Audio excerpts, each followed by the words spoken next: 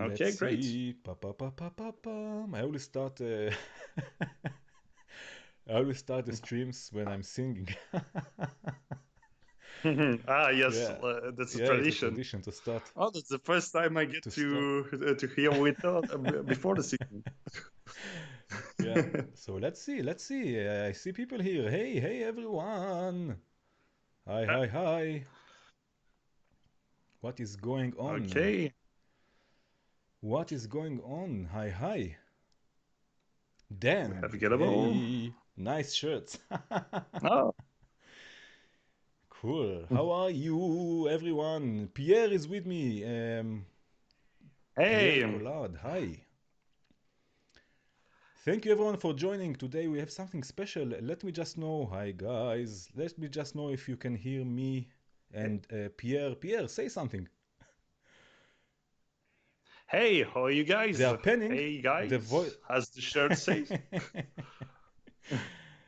The voices are penning. Let me see if I can fix this. Anyway, today, while I'm fixing this, hopefully, we have something special. We have Pierre Collard with us, Advanced Audio Properties. This is also good. Down mix to me to mono. Okay, now it should be okay. I hope. Let me know if now it's not penning anymore. I hope it's okay. We are doing something today with Skype. Mark is also with us. Oh, hey, Mark. Yes. Oh, now, oh, you didn't. I forgot to ask you about the to help me with his last name. Yeah. Ah, yes, Marc Boulé. Boule. Okay. Is that how it's Marc pronounced, Boule. Marc? Mark Boulé. Boule is also with us in the chat. Boulé. Very nice. So hey, thank you guys for joining, and thank you That's Pierre right. also for joining us. Pleasure, thank you. Yeah, cool. And now maybe we can already start. This video is sponsored by sponsored by no, it's not. I have here a Guinness. Pierre is also a beer. I will open the beer. Just a second. Hopefully it will not spill. I have a good old rush for this, like the Belgian knows. Oh, yeah. Oh, and the Guinness is opened. Yeah. This is why I opened mine before. Time to kill some scopes. No, I don't think today we will kill some scopes. But anyway, someone said something about the shirt. So the shirt, there is a link. Guinness, yes, Guinness Power. There is a link in the description where you can get shirts with Geodesics designs. So go check it out.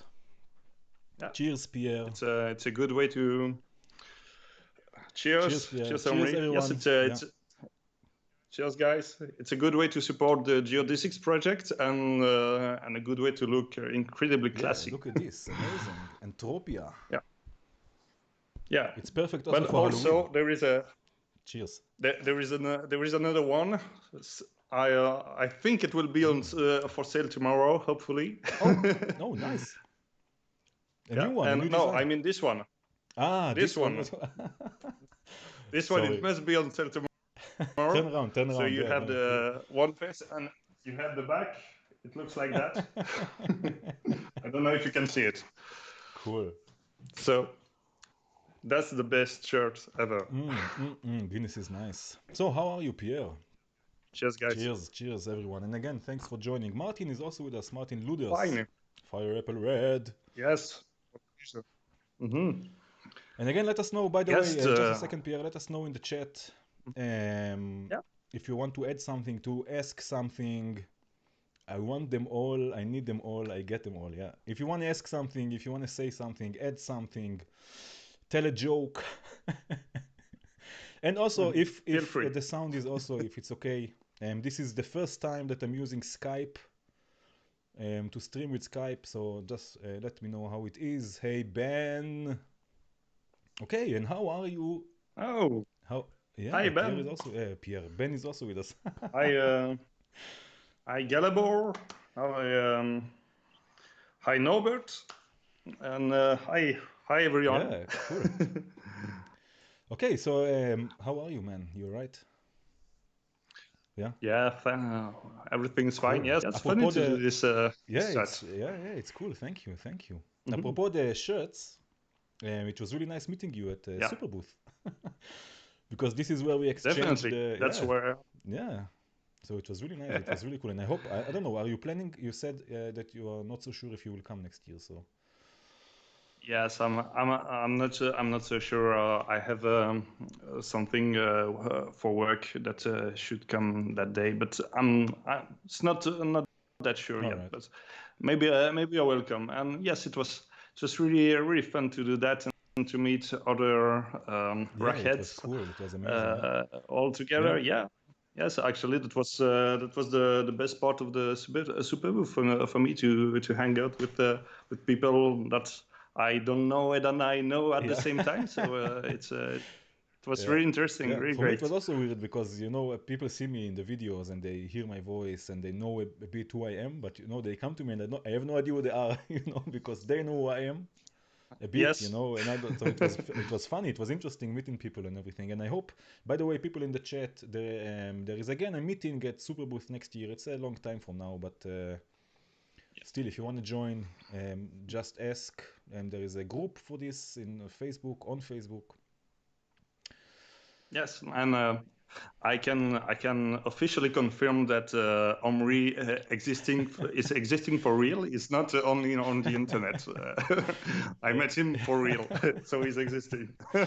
Very cool. Okay, so Pierre, the designer, the ideas or the idea and the designer behind the Geodesics collection, and Marc Boulé is with us also in the chat, Yeah. which did all the coding and the release. So first of all, thank you both Yes. for this amazing collection, because it is super special and interesting and inspiring. So the idea behind Geodesics, but it doesn't stop there. Not in VCV and not outside of VCV also. So in VCV also the creative suite from Stellare, and also one or two Yes. modules. I think two modules already from Nischi, right? The Lopez Gate and Simpliciter, or there's another one even. Well, yes, that's the two modules, and I have done some elements that some visual elements that Antonio from Nisti is using for. I think is using it for the cage and and the two new sampler that are really amazing. So he used the element, but I didn't design them. I didn't design the modules. And yes, so one thing I would really like to propose to Antonio is a redesign of, I think it's called Squonk, Squonk, the sequencer, the 12th. Yeah, the sequencer. It's an incredible sequencer that was to be redesigned, maybe.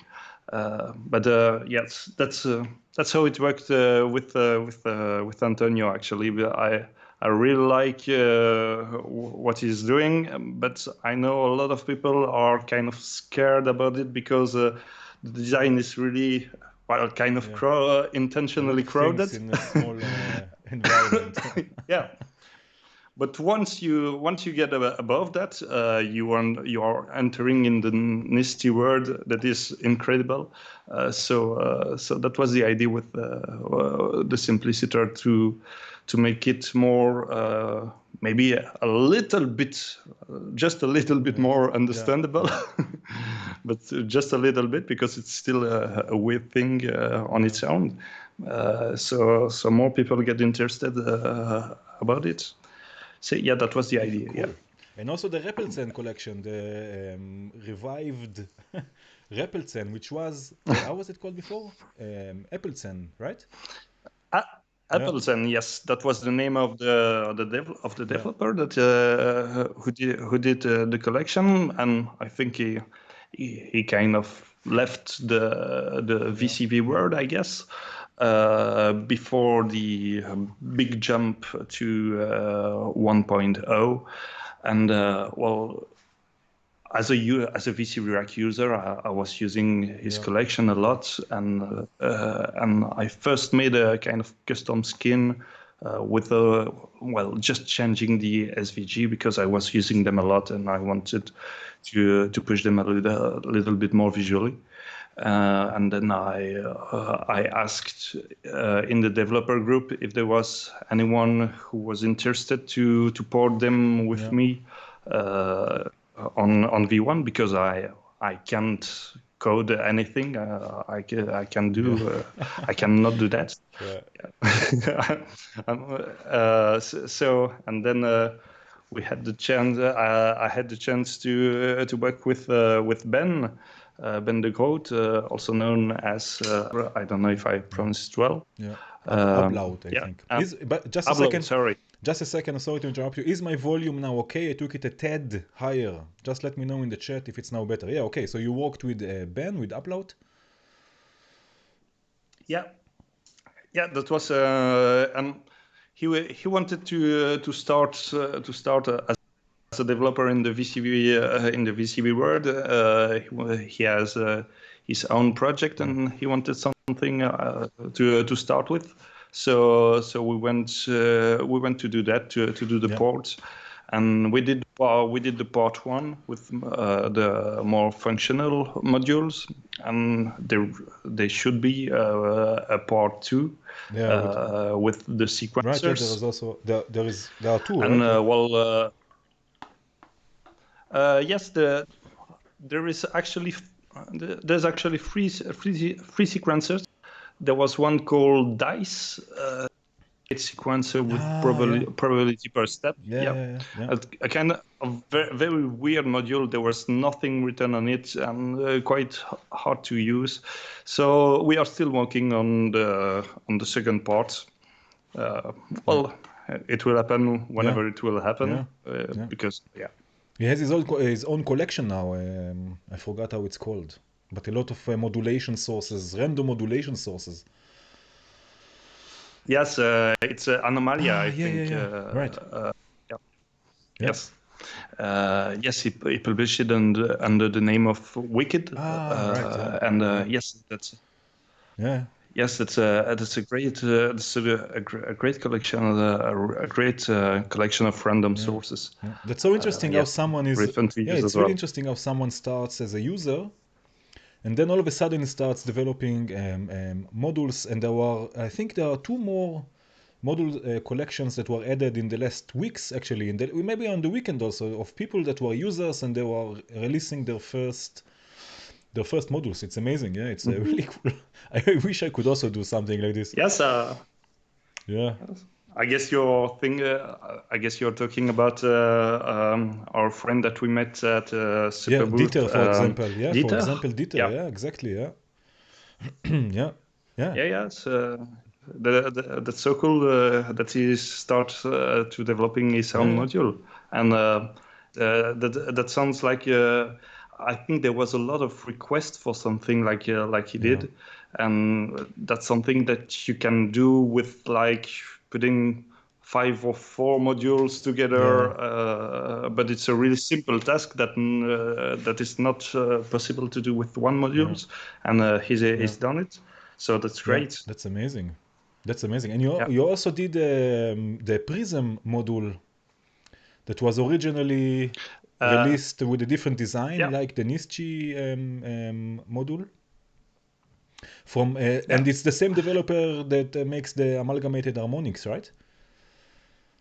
Yeah. Yes, it's John. Really nice guys. A pleasure to work with him. That's when I saw the release of. I think the module is based on the 4MS, the firmware, an open source firmware from the 4MS resonator. For me it was like dream come true to have that on VCV Rack. So it was so cool. And it has its own way to. It has its own style, and I kind of liked the style. But yes, I just sent a message on the Facebook page to say, well, I don't know how to contact the guy who's doing that, but I'd be happy to be part of the project. And what I really like about his approach is that it's much more than just a port of the 4MS modules, because actually the 4MS modules have a lot of hidden feature. You can use... Oh, you're freezing, Omri. Do you still see me? I still see you, yeah. Or is that just me? Yeah, I think... I don't know, let me check. Okay, great. Maybe it's back, yeah? Only on my side. Okay, well, yes, the 4MS module has a lot of hidden feature. A lot of hidden feature that you have to push like 3 buttons at the same time to unlock, and it's impossible to do it just from out of memory. But and what John wanted to do with this module is to have everything that the 4MS can do, but with one knob per function. And the way he did it was really great. So I had all this there. Yeah. That was quite a challenge, but yes, I think it became almost different modules, a bit more like a classic resonator, but with the CV out, and you can ping all the bands. But yes, it became something different, and it was a great from him to enhance the module. And it looks amazing. Yeah. Yeah. Thanks. So it's really a passion. It's really well, actually, we Oh, sorry? Something is glitching, I guess. Yeah. Let's see. I hope it's better now. Is everything okay? Wrote in the chat. Let's see if it's okay. Yeah, so it's really a passion of yours, right? To design and to design actually. I mean, especially in VCV Rack, because you did it. Well, yeah, because you did it. I mean, first of all with the Geodesics, but then with Repelzen and also with Nischi, which were already modules that were existing. I mean, it's and also Repelzen was already existing. Well, actually, it's of course a passion, but it's also my day job. I studied industrial and graphic design, and so that's what I do on a day job. I have customers that come to me with maybe that are already existing, or maybe new projects that are about to be developed, and then we are working together to make them more usable, more user-friendly. But before VCV, I never had the chance to do that with music. So that's why I'm so TV community, because for the when I'm not working, I'm doing music, and for the first time, I can do music and working at the same time. That was a real game changer for me. Yeah, so you can combine I'm both. I'm so happy to have fun. Yeah. That's the very first time that I can do that on my creative life, and it started other projects also on VST now with other developers. So hopefully I can turn a bit more my activity to this. I would hope so. Can you share with who you are working with? What was already released that is outside VCV and it's connected to music? Yes. Well, the very first project I did was from my own. It was some Reaper theme, Reaper skin. Yeah, and I'm still working on one that will hopefully one day be released. The new version will hopefully be released, but it's a kind of gimmick of API console and a hardware console in Reaper. So that was the first project, and then I worked with Fabien Monchek, who's a guy who has an iPad app to control where you can build your own MIDI controllers. So I made some layout for him. And after that, I have worked with the brand called GSI. It's a genuine soundware instrument. They are doing a really nice Hammond B3 emulation. And I did the interface. And funny enough, I just learned that a few weeks ago, but the guy who does that used to be the neighbor of Antonio from Nasty. So so small world. Cool. Yeah, and this you do for a living. And well, let's say that's not my main job. My main job is to do that for coffee machines or for laboratory machines. But I would, yes, that's part. Cool. Let's say that's part of it. Nice. Okay, there is a question in the chat that asks if you are sharing your patches when you build patches in VCV. If you are sharing them, if you have somewhere that people can find your patches. Yes, you can ask me. But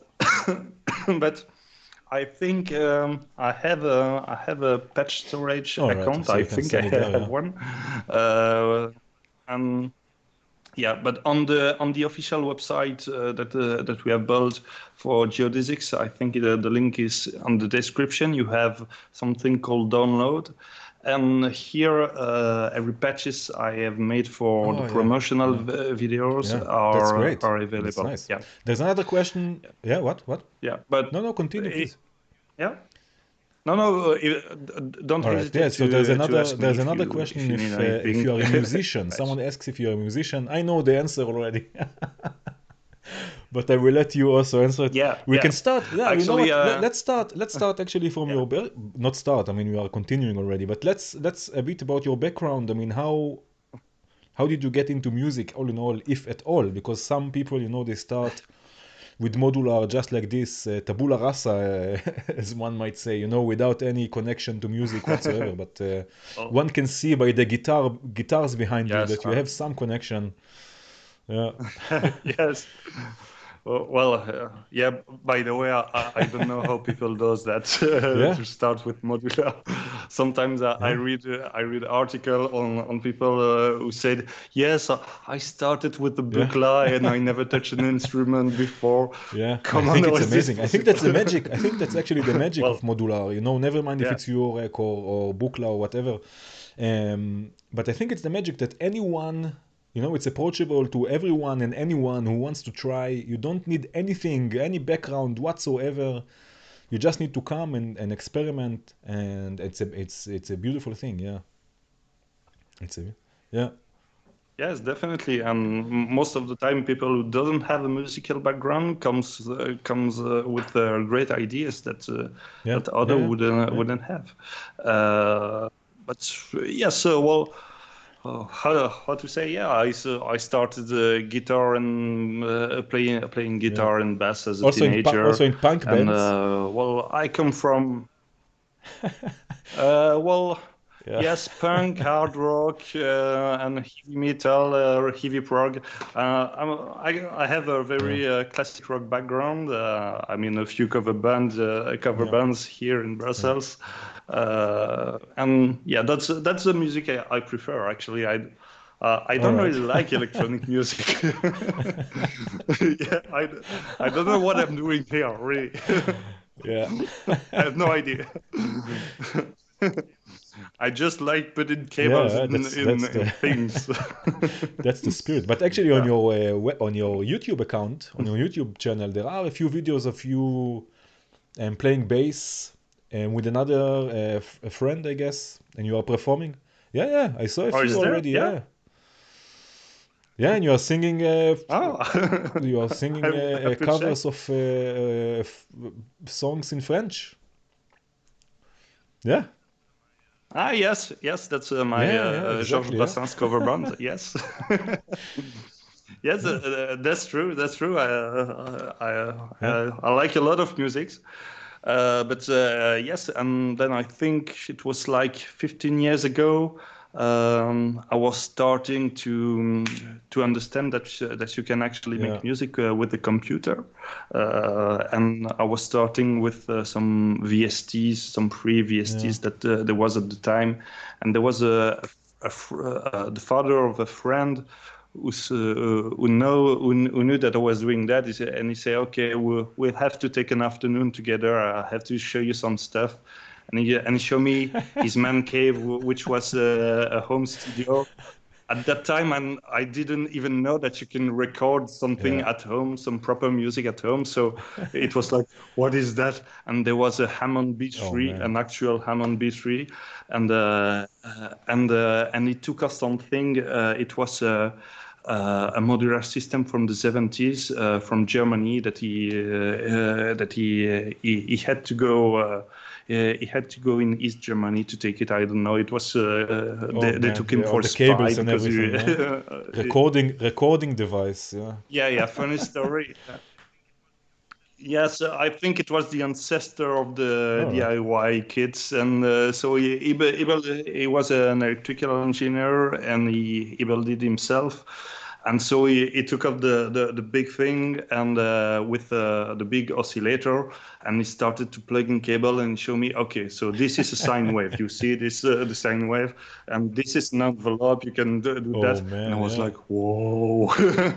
And it was discovering everything at the same Yeah. time, and since that day, yes, I kind of fall into the pit of sound synthesis, and yes, and then it led to slowly to VCV Rack Where did you at the find end of the VCV Rack? I road, mean, kind of. how did you hear about Uh, VCV Rack? Do you remember this day? Do you remember this moment?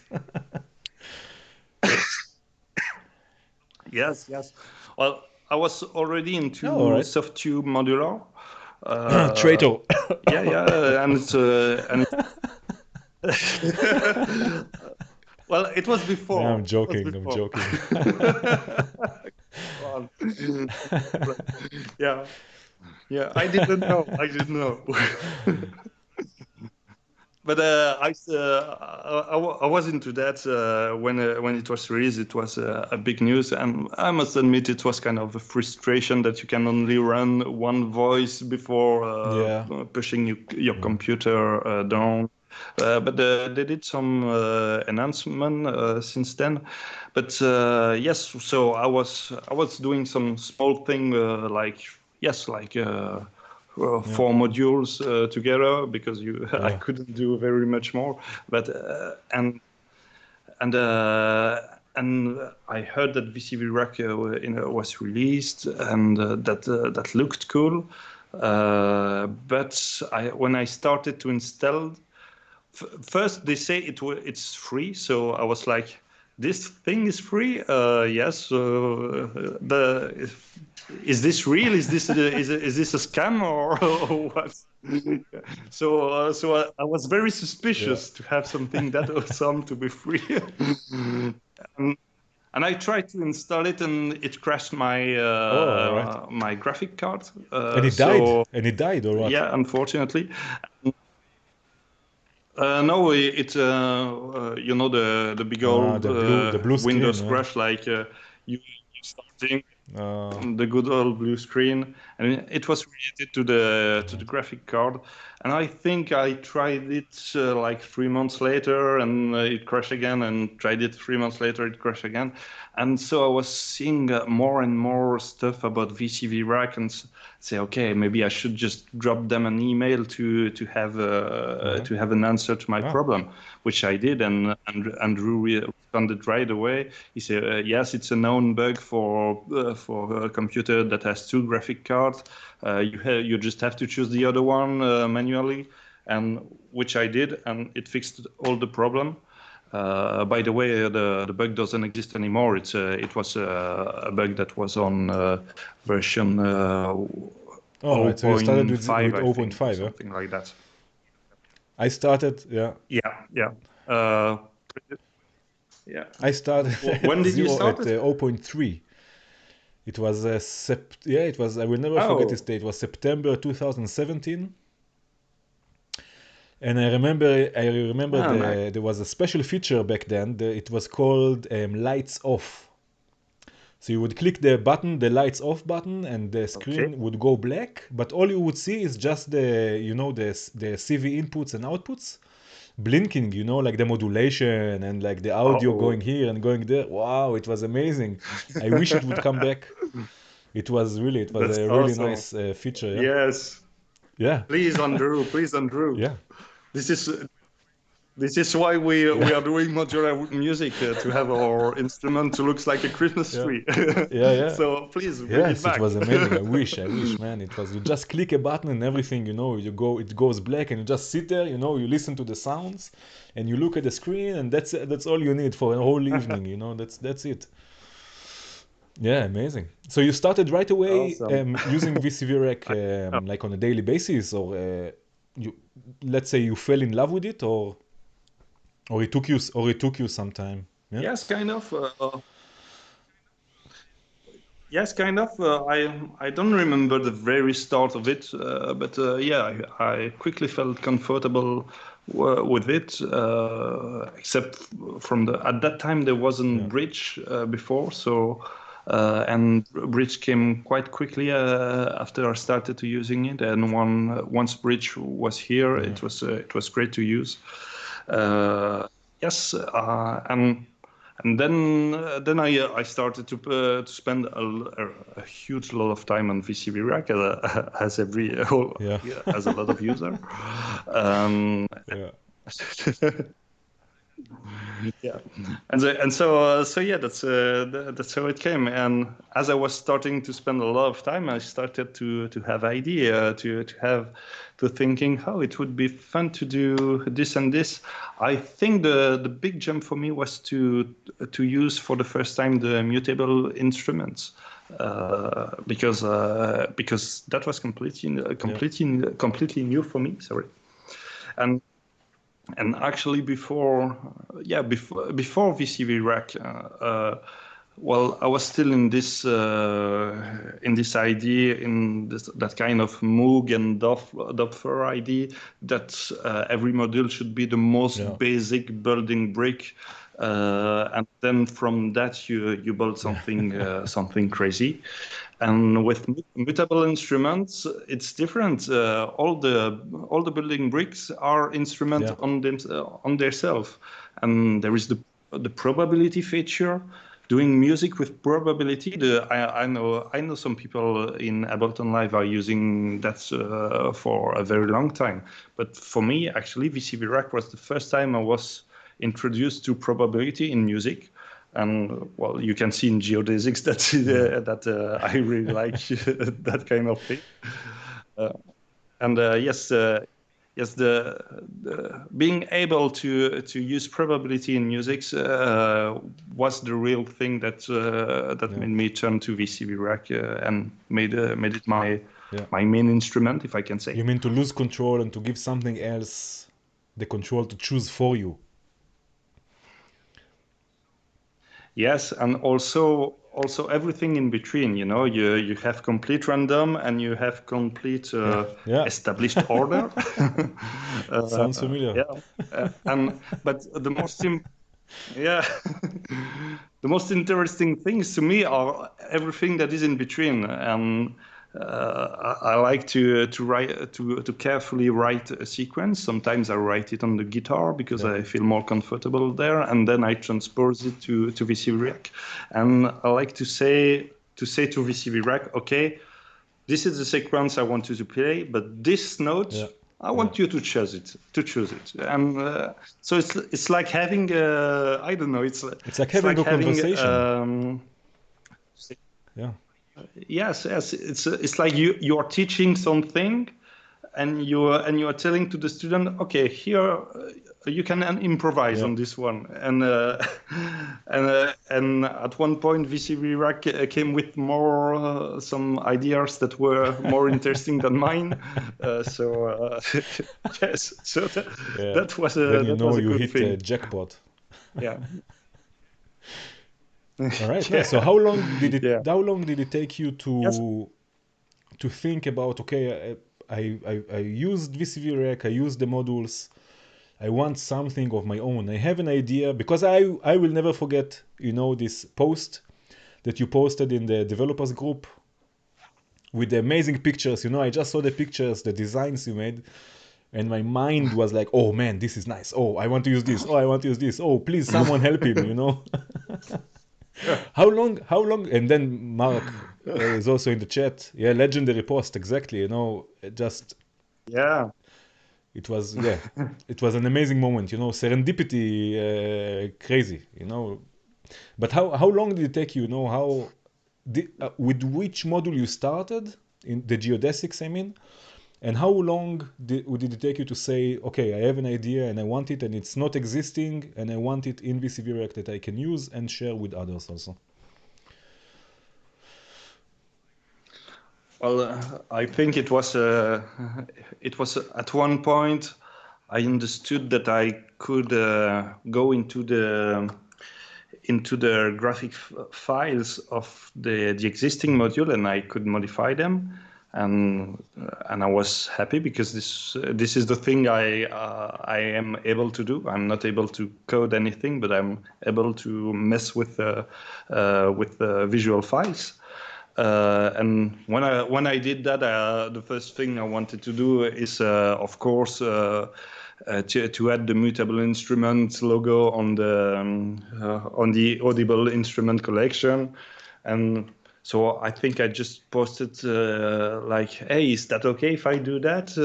And most of the developer told me, not really. you bet. Even for you better not. You will just upset developers, and I completely understand. And I think yes, it was Leonardo who told me. Yeah, but if you are a graphic designer, why don't you do something of your own, or why don't you team up with another developer to do something? Leonardo. And I was like, Leonardo, yeah. that's a great idea. Yeah. Leonardo is the alpha and the omega. Yeah. Oh, that's a great. That's a great idea. And I started to have ideas. I don't know why. I think the first one that was black hole. Black hole, which is a kind of VCA, but at the same time, it's a kind of control center. You can use it to attenuate things, but you can also use it to offset things and to control the other knobs. And you can, by self-patching, you can build some crossfaders. Wave shaping. Well, I started with this one. Yeah. Also, yes, you can do some ring modulation. I started to have the idea of this one, and then I think I had the idea of Pulsar by watching Caterina Barbieri. Yeah. Yes. Well, at one point she said that one thing that we have in European music is that we have silence, and then we have notes that come out of silence. And she's really influenced by Indian music, where you have a constant drone, and the notes are emerging from this drone. So I was thinking, maybe it would be nice to be able to have one sound source and to fade in a very controlled way to another sound source and another one. So yes, it's mostly by watching talks, and also for some reason I'm a science enthusiast. I'll watch a lot of science talk. I'm really not a physicist, but I can do calculation or anything. But I'm really interested in those kind of things. So there is a lot of things that are that are really a lot of theories that scientific theories that are really difficult to explain with word, but I think they are easy to explain with music, because it's really hard to explain that one particle can be one thing and another at the same times, or not really. But with music, it's easy. One note can do two things at the same time. It makes sense. So there were some comparisons that I thought was kind of relevant. So I started to draw some stuff in my notebooks, and then I was thinking, okay, where am I going with this? I cannot code them. I will never be able to. I don't think I will ever be able to do that. So I have to convince someone to help me. And if I want to convince someone, I have to go full on that, and and I will do the complete user manual, and just like if it was already existing. So that way, maybe I can convince that it can be a good thing at the end. So because it will already look that way.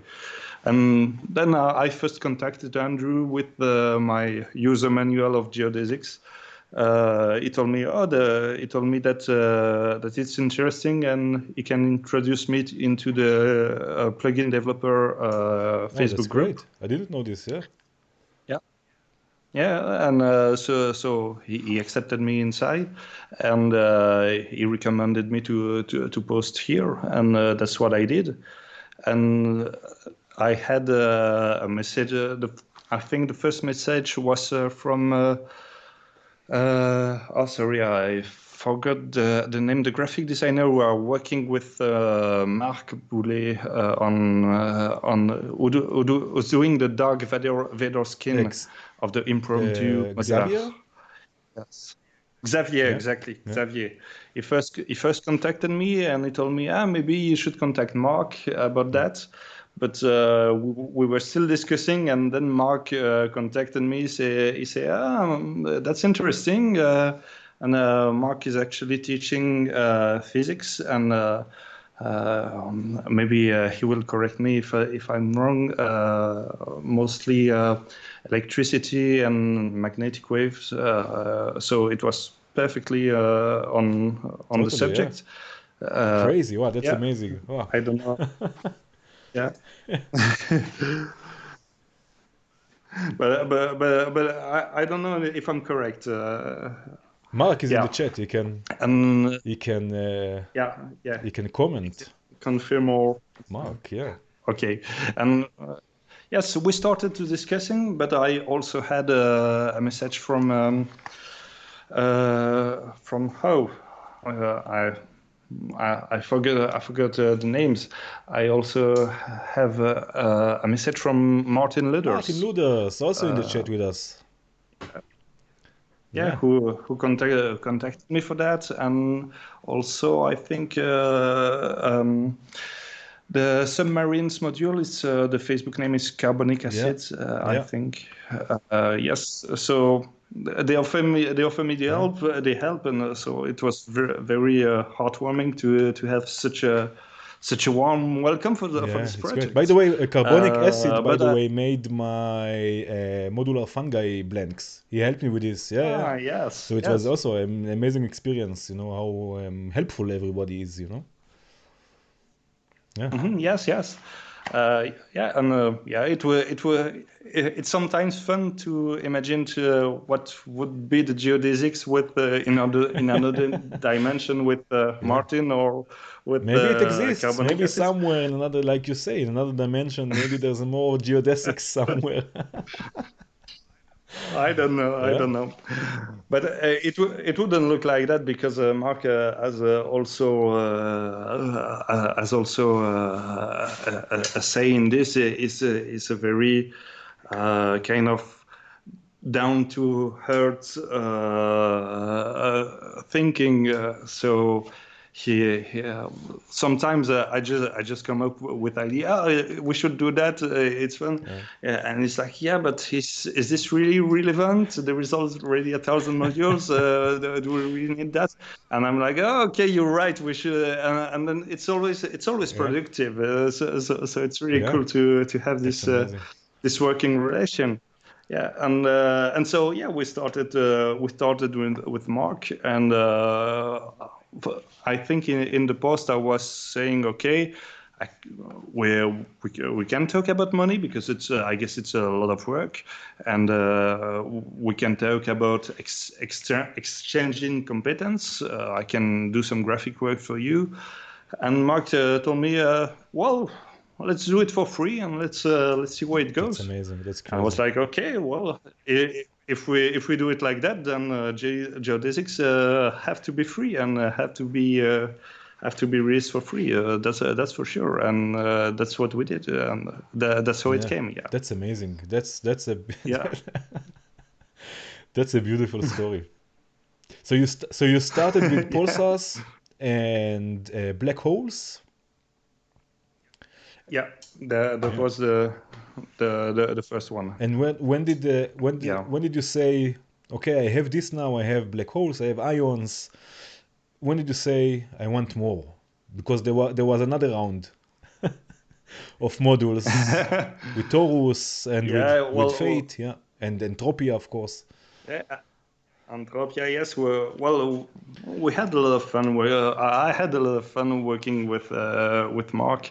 It was a pleasure to do, and the collection had a warm welcome in the VCV community. So, we had other ideas. And yes, that's how it came, and that's how I guess the future geodesic module will be. So we have idea, we have time, so we'll do it. Maybe you want to share with us. You told me that you have some designs that you made that didn't make it, and some ideas for the future. Maybe you want to share it with us. I can share your screen. Just tell me when you're ready, and we can have a look. Guys, nice, amazing.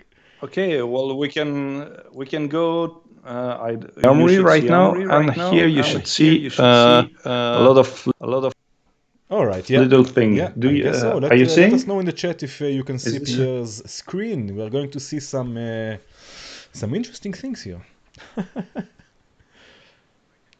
Well, yeah, I can show you. Yes, I can show you how I'm working. How I usually work. Usually for the Geodesics,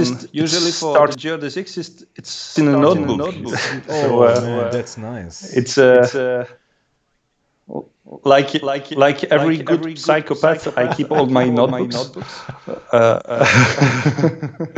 And I have tons of some weird doodling. I don't know if you can see my mouse.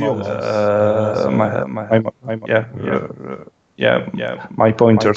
So yes, I do a lot of may or may not ever happen. I don't know. Yeah. Yeah. Okay, but that's just the way it is. Yeah. Echoes.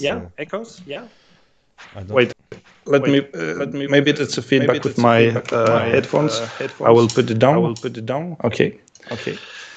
Okay. So well, usually it starts like that, and then after that, computer. It goes to the computer. Yeah. This is my working file.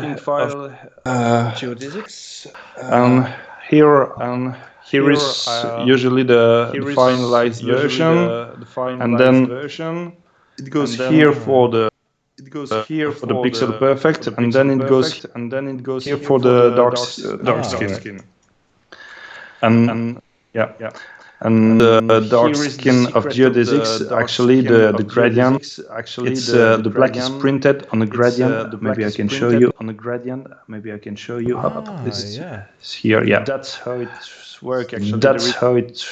Actually, there is a gradient all over the design. The black is printed over the gradient. So yeah, that's the idea. That's the idea.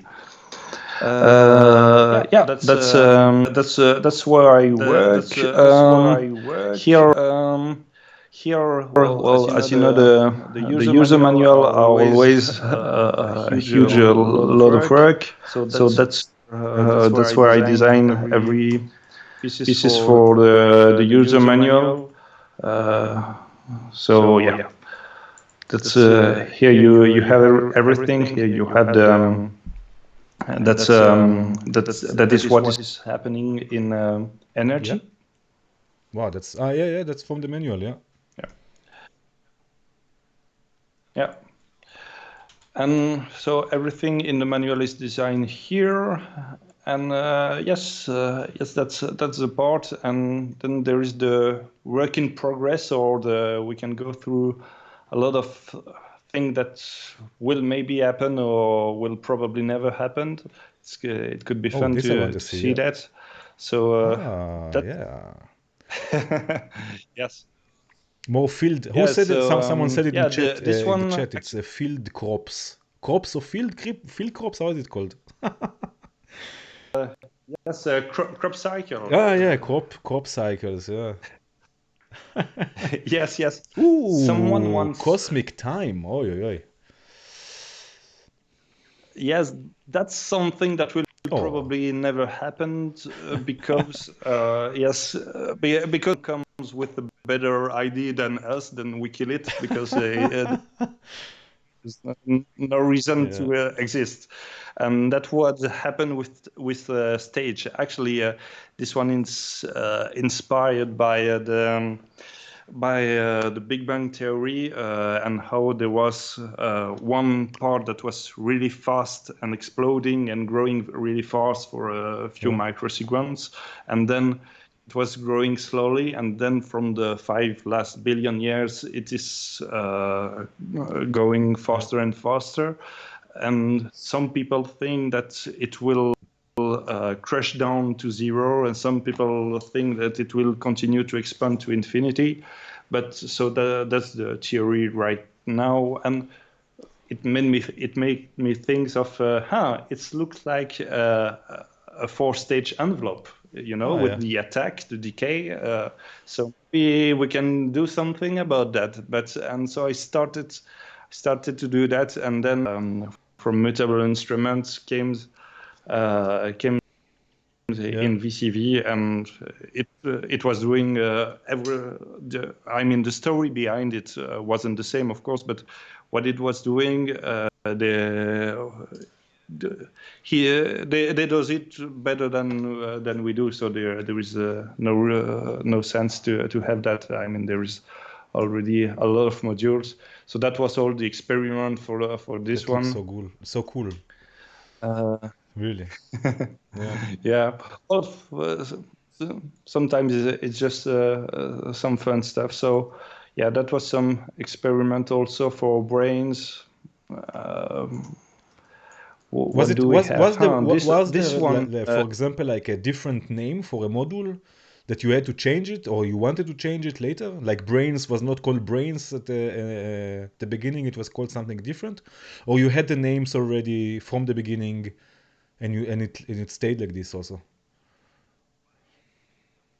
Well, in the case of brains, I had the name because it comes that is a theory where our universe would be made of two brains that are colliding together.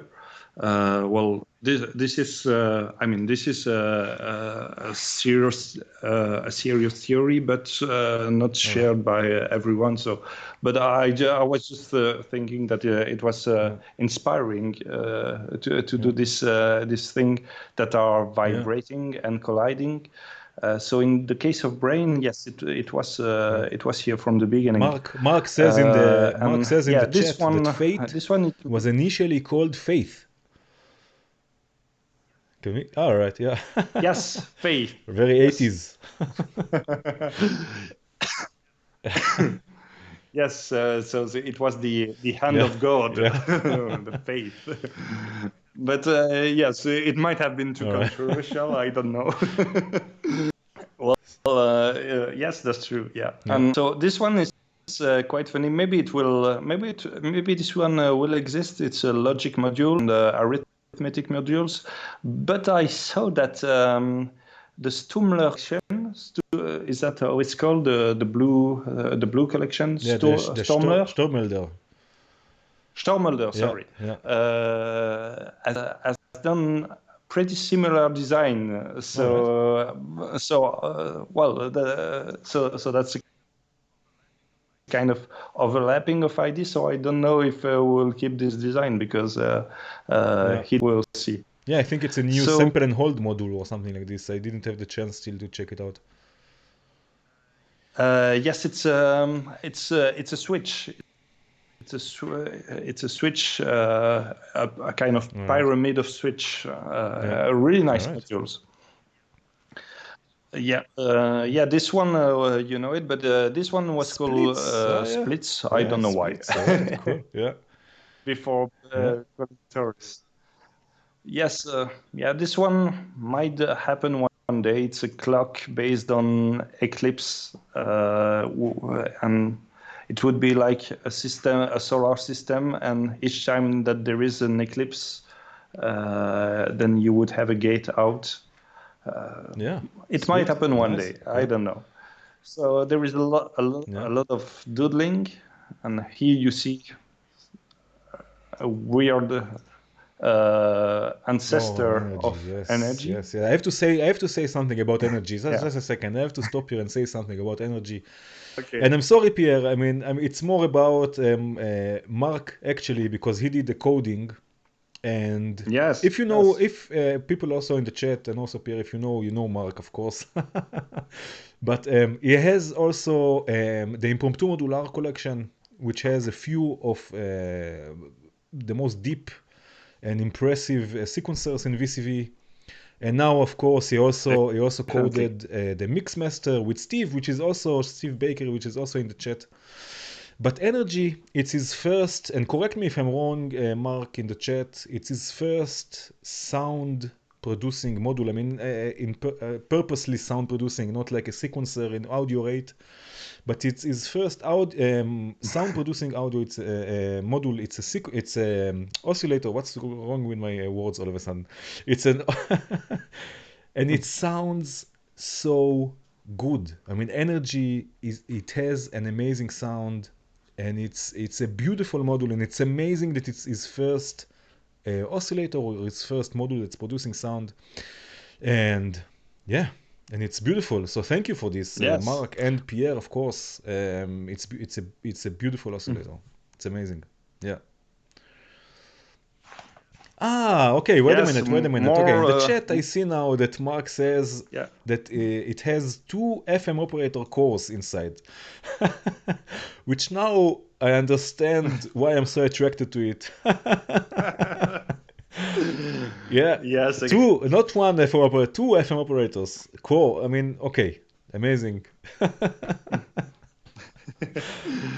Yes, that was I think I mean, I have no great technical competency to speak about that, but I think the Bog Audio was the first the building bricks of Energy, and and then it became Energy.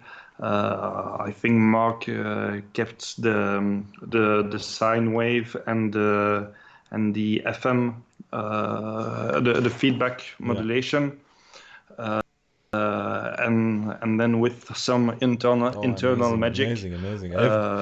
It became Energy. Just talking about this. Really, wow, amazing. And yes, and so Energy was first like that. All right, yeah. Yes, there was still a lot of work, and then it became like that. What do I have as another ancestors? Yes, those are all the weird.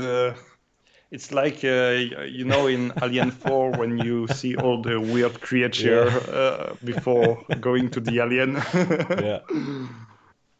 So those are all Energy, all right. I have to say, Those they are all look amazing. I mean, it's not like you can say, I cannot decide, why now energy looks like it looks like when I look at this, because I would choose any one of them. They look all amazing.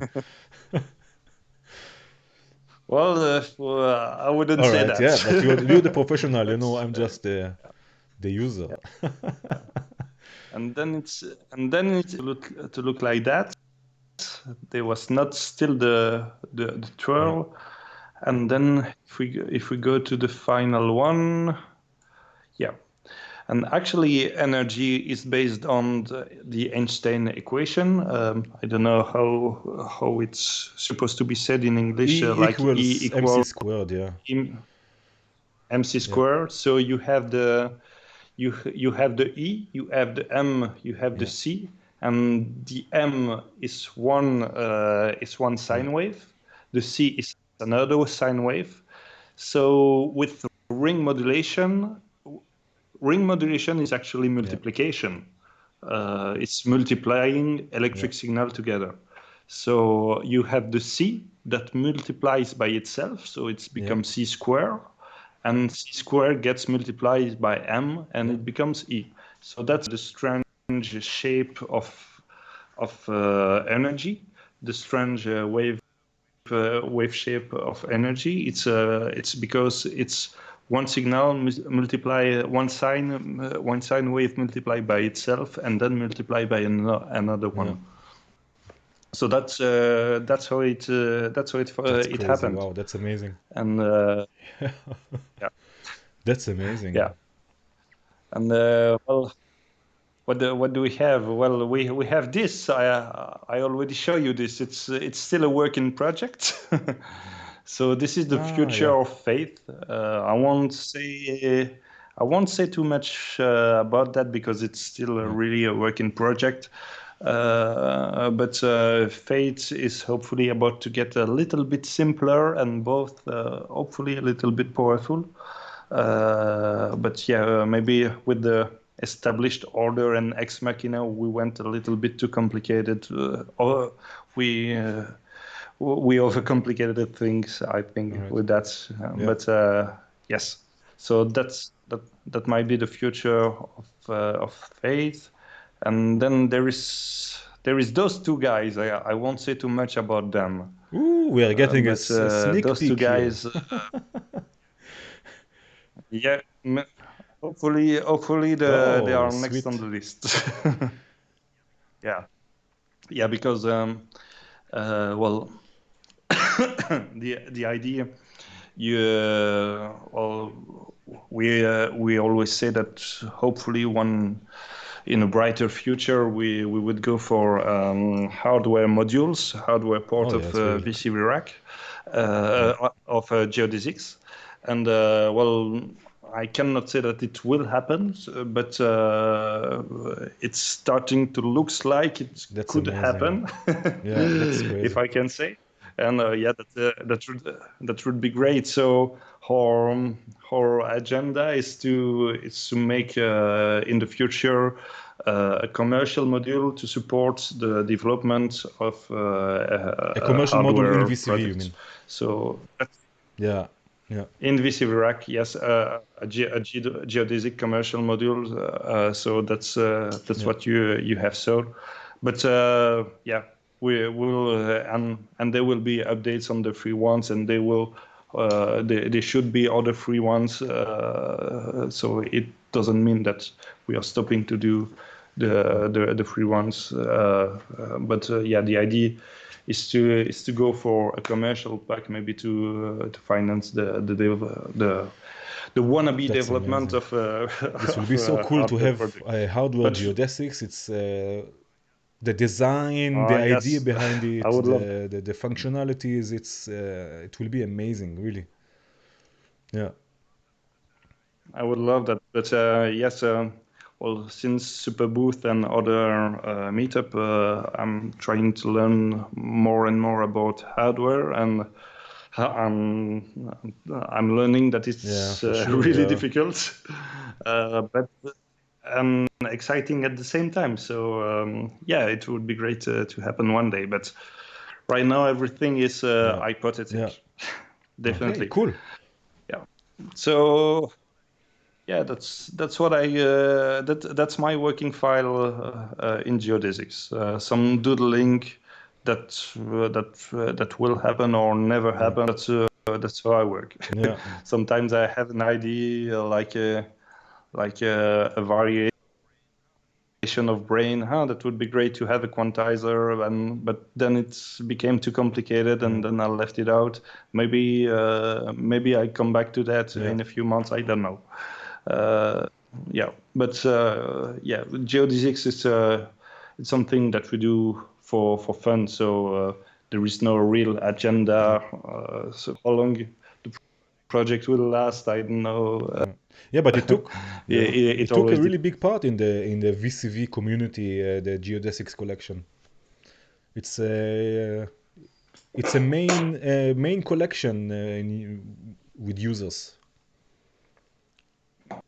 Oh, that's nice to Yeah. hear. Yeah, so Yeah, that's that's true. to That's hear. Yeah. And what personally what I like and about that, I'm doing music for like 15 years, and I think the very first video was published with Geodesics, was published with Dave Phillips. He was testing he's always checking. Wait a minute, let me can I stop the screen sharing for a second? Yeah, okay, we're back. So he's always Dave Phillips. Dave Phillips is always downloading and compiling modules by himself, and you always get the first look. Yeah.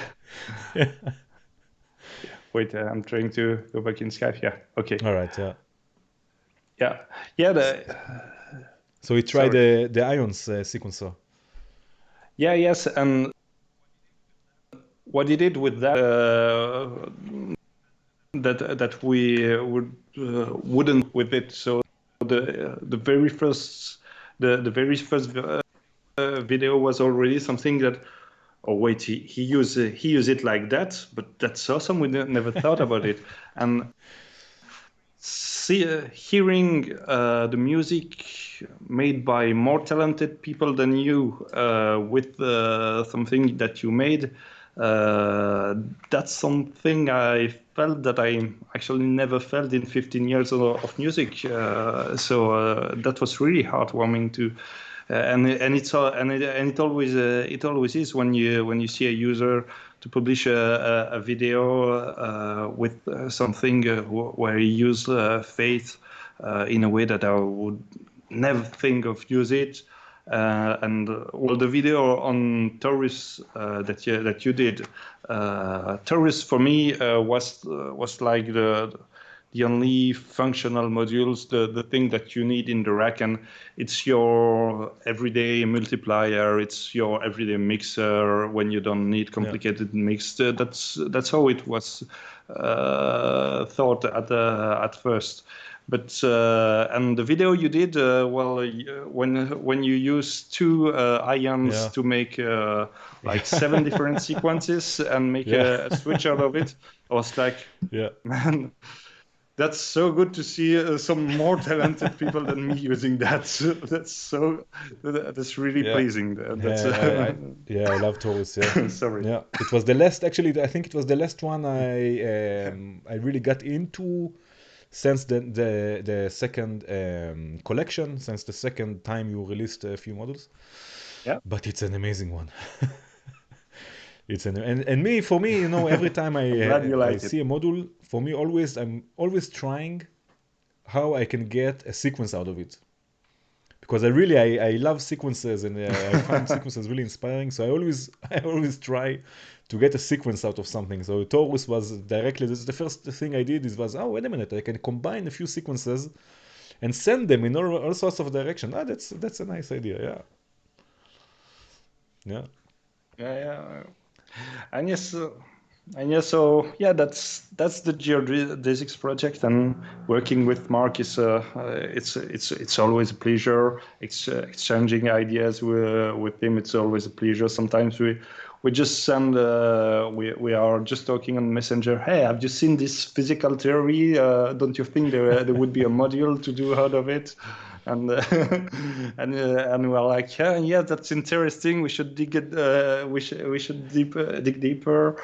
And I mean, it's working extremely fast and extremely well. And the new mix master, it's another proof of that. That's amazing. Incredible. But you can tell us also some gossip if you want. I mean, you know, it's you can tell us also some gossip, Sorry? you know, about Mark and. Well, I don't know any. I think it's time for another Guinness. So again, this video is sponsored by... No, I'm joking again. It's a bad joke and I'm doing it twice. That's even worse. Let's see. Oh, yeah. And sponsored by Rochefort Trappist. Oh, yeah. I would never be able to pronounce something like this, but yeah, that's how it is. Guinness is easier for me. Yeah, but well, this one is at 10 degrees of alcohol, so that's the thing that you can drink really at your ease. You can spend your whole evening on that. All right, cheers again. Cheers. Thank you. And this is for maybe to see Geodesics in hardware soon. Cheers.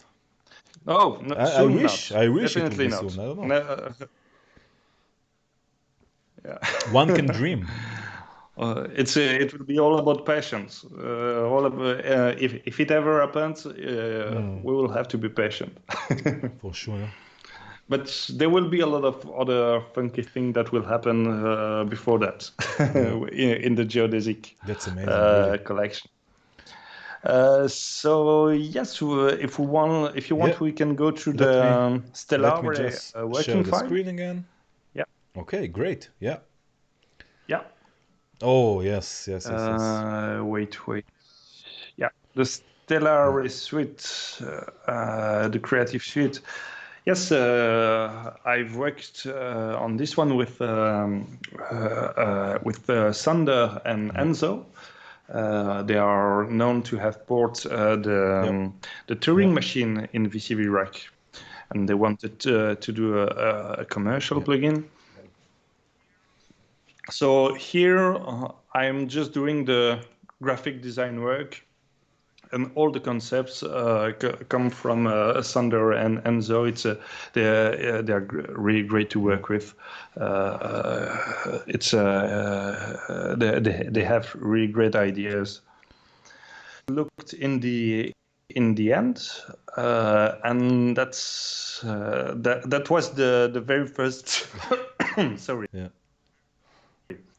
The very first idea. So yes, make a sequencer with one sequence and 4 gate sequence that are related to this sequence. So that this what you see is just a proof of the concept, and then we knew that we wanted to do that. We wanted the sequencer to have that. Now we had to find a way to make it happen. So we experimented different things, in many different way. And yes, and then we had this. We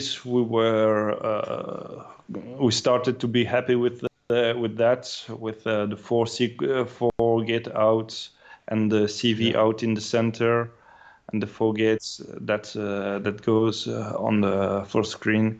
And something that Sander and Enzo wanted was to have a screen that displayed the notes. And I must say that I was like, yeah, you really think that's a good idea to have a screen in the screen? But now that I use it, I think it's a great idea, because I think it's the only sequencer that displays as clearly the notes and the knobs to change the notes, and it's a pleasure to work with thanks to the screens. So we started with that, and then we changed it a little bit, and then a little bit more, and then we started to kind of make a glossary, if I could say, a vocabulary. So the CV in would have this little design, the trigger in would have this little design. So, and this we can do on the whole collection. And if we want to make some new designs later, some new modules, this can be used as well. So this is both something aesthetic that comes from the maps of the stars. That was one of the first original idea because it's Stellare modular, and it's both aesthetic and functional at the same time. So it's a simple thing, but when you put it on everything, it can be interesting. So yes, it started to get a bit more precise. And yes, Sander and Enzo wanted to have something in the background that would look good but not too distracting. And then we started to experiment with something that really looks like a galaxy, and then something that looks like actual stars. Ooh, that's nice. You know, some yes, but a bit too distracting. And then we started to go with with this concept, with the star map to link all the pieces together, and that's how it went. And that's finally how it is. You have the star map on the background. I think they are not too distracting, and yes, we finally made something that you can use, and that is not too boring and not too distracting. Well, this is something that if you are a developer in VCV Rack, this is something I would really recommend any developer to do, is to do a swatch of your colors. So this is the developer parenthesis, because you don't need any graphic design qualification to do that, and it's really a good thing to understand what you will do with the colors, because here we wanted to have those colors, but they are here to how to say, to show, like, this one is channel 1, this one is channel 2, this one is channel 3. It means that they are all as much important all together. There is not one channel that is more important than the other. So it's important when you are using colors that you don't have one that pops out completely and take all the attention, because the idea is to use the color to attract the attention of the user where it should be attracted, not on the thing that you don't need. So if you are a developer and if you have a collection, this is something you should really do. You can make a background with the color of your background modules, and you can start to put colors and say, okay, well, this one is a little bit too bright, and so I can adjust it. You put all the colors, and then you only use in your module. You put that as a rule for you. You only use those colors. You have the colors, and that's it. This is the color palette that you will use, and none other. And you can make sure that they are all working together. You can make sure that the LED are brighter if you want. And so that's how we found a good green that works nice with the orange, and that when you see the 4 channels, they are all as important. There is not one that pops out, and it looks like an ensemble. So yes, and you don't really need any qualification to do that. It's a simple thing to do, and I would really recommend the developer to do that. That's a great tip. Yeah, that's amazing. Yes, that's a simple trick that makes your life much easier. So yeah, that was some other experimentation. Because so this is Andromeda, the main sequencer that you can see. But the Creative Suite from Stellare has a lot of other modules, and one kind of challenging one was this one. It's inspired by the Doppler matrix mixer. Yeah, and there is already some matrix mixer in VCV, but it always takes a lot of room, and we wanted to have a different shape, so we experimented different shapes. We did we did this. It's kind of weird, but we had to try. Yeah. And finally, we found this shape that is both readable and that takes less space that a normal square. And it's usable, it's readable. I believe it is. And so that's how it became the Pelicia. Pelicia who comes from I think Sander used the planet name generator to. All right. I don't know what it is, but I like how we choose the name of the modules. They are always unexpected, and they are always nice. It's an amazing collection. Yeah, it's a beautiful collection. So yeah. It's also the modules are working also really well with one another, so it's like natural to use them. Yes, and they are really.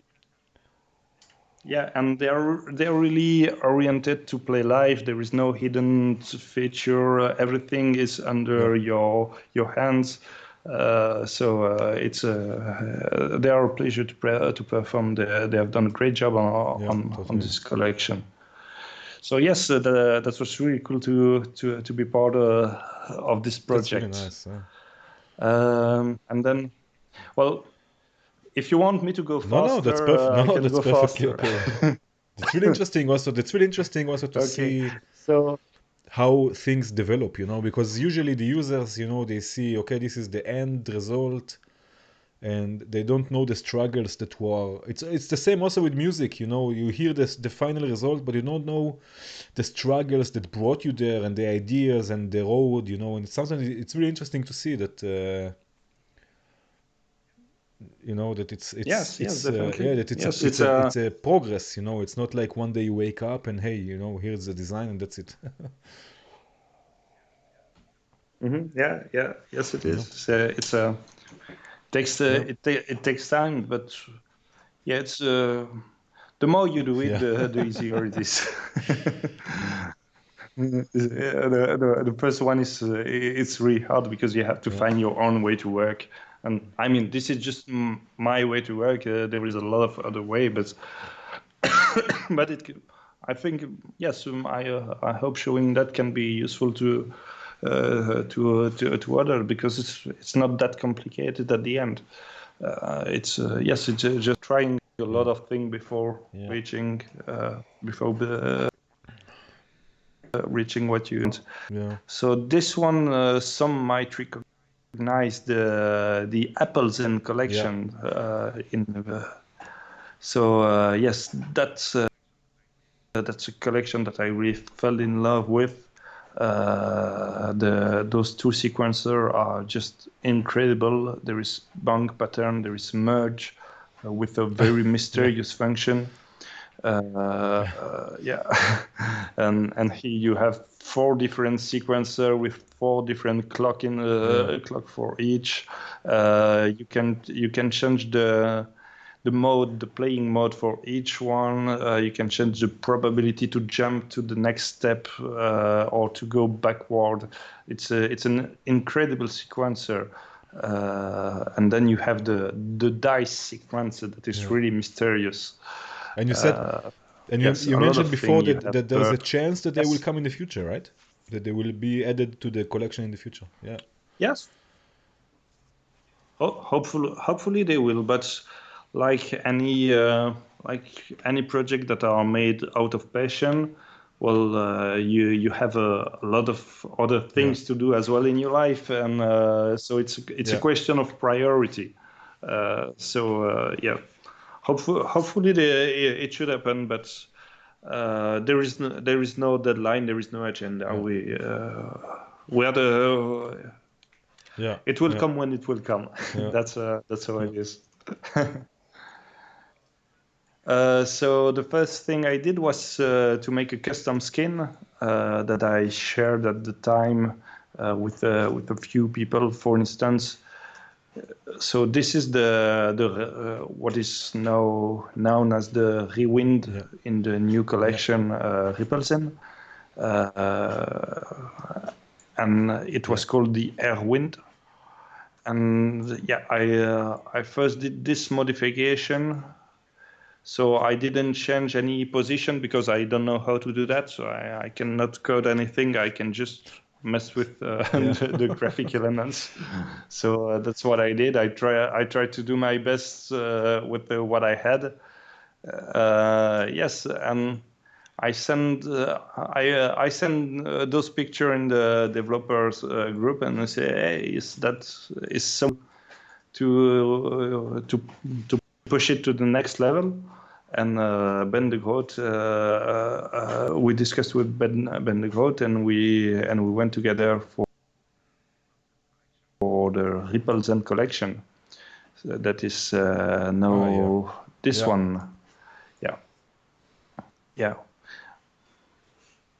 And for the mixer, we had it was really hard. You see, we tried a lot of different things. So this is the almost final version.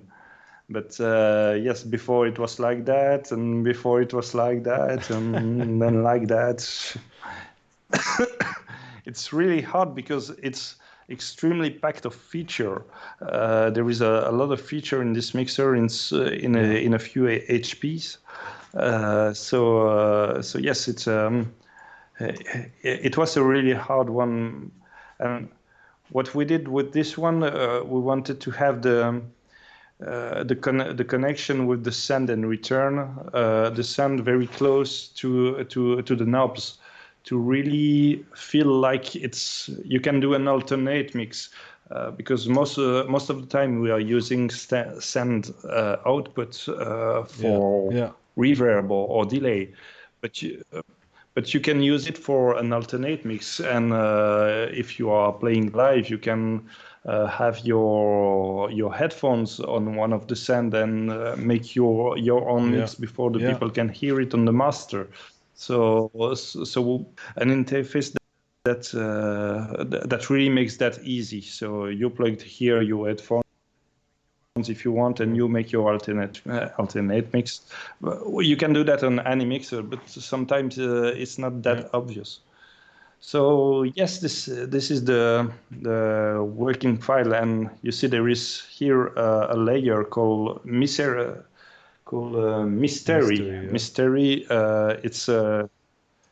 It's those rectangle, and under those rectangle there is the part 2 of the of the apples.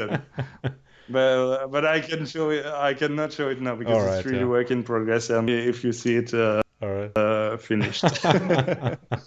So that's the idea. All right, cool. Wow, amazing. This is crazy. Yeah. It's amazing how different it looks like also. Yeah. You mean the Repelzen? Yeah. Well, yeah. Here we I mean for that we really work together with Ben for the colors, because the colors was quite a challenge, because here you see it doesn't look like the very finished product. The gray is too light. And we started to work like that, and then we put some screenshots with a screenshot of VCV Rack, and we put it close to other dark modules that are really good looking, like the impromptu modulars, the Volt, the Lindenberg, and it was looking so weird close to those modules. We had to change all the color to kind of looking part of the whole VCV world, actually. So yeah, that's also something that I would recommend to developers. Check how your modules are looking when you put it close to other developers. I mean, you don't have to copy their colors, but it's nice if they can kind of fit together. Nice if the color is different, but it's better if it's two different colors that fits together. Yes, totally. Yeah. And so the nice I say Nischi I still all the don't know time. how to pronounce it. But I think Antonio is in the chat. I'm not so sure, but I think I saw him before in the chat, and maybe he can tell us how one pronounce this. Because some people also say New York synth or something like this. Because I'm sure it comes from synthy, synthy or synthy. Yeah. Yes, so I guess like it is. Yes. I say Nischi. Yeah, Nischi. That's how I say it. I don't know. Sounds a little bit Italian. Yeah, a bit. Yeah, Nischi. Nischi. Yeah, I don't know. Yeah, that's how I say it. Okay, we'll see. Yeah. We'll see. Oh yes. Oh, this is an amazing example what you're showing here, because this you can see really the difference between the modules. This is crazy. Yeah. Wow. Amazing. Yeah. So well, what you see is and I told him that I loved. I love the confusing simple, but it was kind of complicated to use because you see the original modules, it was kind of confusing. The right menu where definitely yes, and there was some important feature that were only CV controllable and that could use also a push button. So I told him, okay, I know this is your thing, but please let me propose you a variation. and so this is the first variation I did.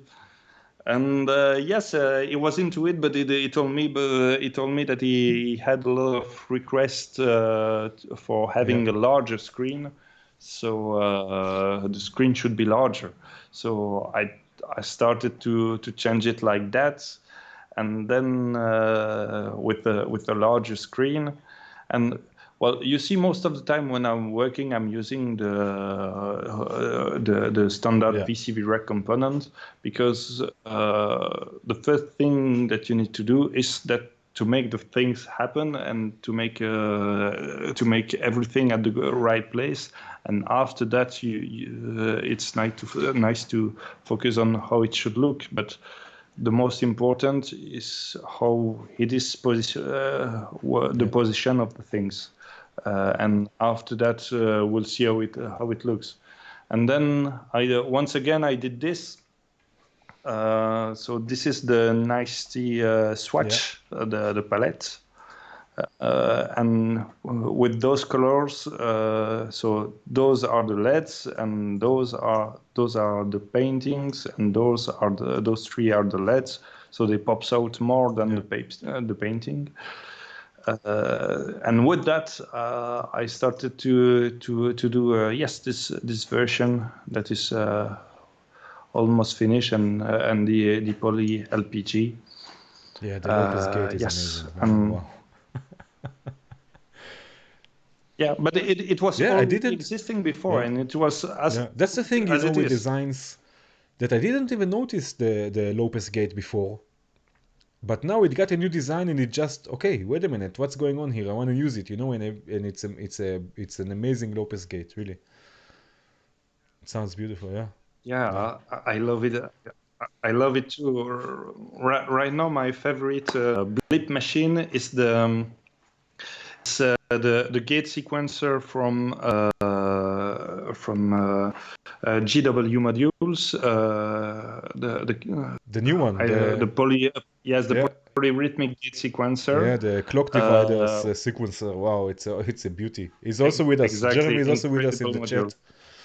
Jeremy, Yeah. thank you very much for this module Yeah. and for all your modules. They are Yeah. great. And then I use that. I plug that into Volt Bleak. Yeah. I plug the poly output into Yeah. that. And sorry, I actually use the poly output of Bleak into the input of of the the poly Lopez gate. gate. Yeah. Yeah, and I trigger I poly trigger the low pass gate with Jeremy's module, and then with 3 modules you have a 16-track blip machine. That's a pleasure to use. Yeah, it's a beauty. Yeah, it's amazing, and I love the fact that you can switch. I mean, I think it's in every Lopez gate like this, but you can switch to a VCA or to have just a filter, a Lopez filter. And you can change the speed also. This I didn't see on all, but you can change the response speed. Yeah, this is also really interesting. Yeah. Yes, I think from what I if Antonio is with us, he can confirm. But I think the lowest speed is the actual Vectral speed. Yeah. The lowest you mean the shorter, right? And then the longest. Sorry, the right, longest. Yeah. All right. The longest. Yeah. The longest is how it should be, and the quickest are different models. But the classic Buchla, if I'm not mistaken, from my discussion with Antonio, the longest is the classic Buchla. Yeah, that's crazy. Yeah. That's amazing. Yeah. And so with that one, we wanted to have a style that would be Buchla meets Game Boy. Yeah. So that's the idea. Yeah. Yeah, it works really well. Yeah, that's crazy. Yeah, that's nice. Okay. Yeah. Okay. So now another module. Prism. Yeah. Project. Okay, so for the people in the chat, this module was existing before. Was called again. It was still called Prism, right? Yes, it was already called Prism. And it's the same developer. Maybe I can find. Maybe I can find it. Let me check. Let's go ahead. Yeah, it's the same developer that did the Amalgamated Harmonics collection. So he made also Prism, which is a sort of a take on the 4MS spectral multiband processor or something like this. Yeah, and it looked like this, rainbow. It looks like this, and what I really liked about this one is that it really looked different than any other modules in VCV. The green and blue, the choice of the green and blue. I think it's really funky, and I don't know if I can zoom in.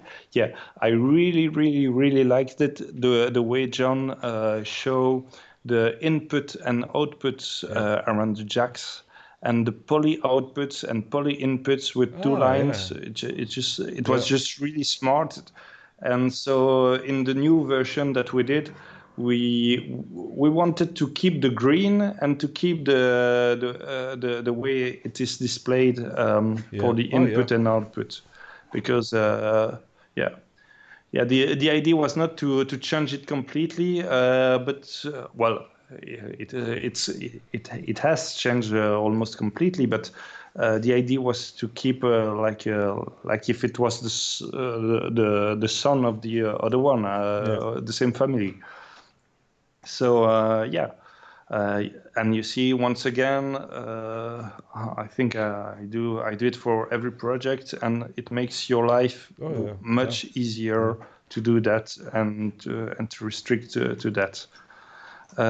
So yes, as every project, I start with the components library from Grayscale. And yes, the idea of John was to have every feature, every hidden feature of the 4 MS modules displayed with one knob function. Yeah, that's a great idea. So I tried to make zones, one zone for the tuning, one zone for the level, one zone for the resonance. So that's how we started, and so. As I said earlier, the most important thing is not how it looks; it's where the things are placed, where the things are positioned. Because when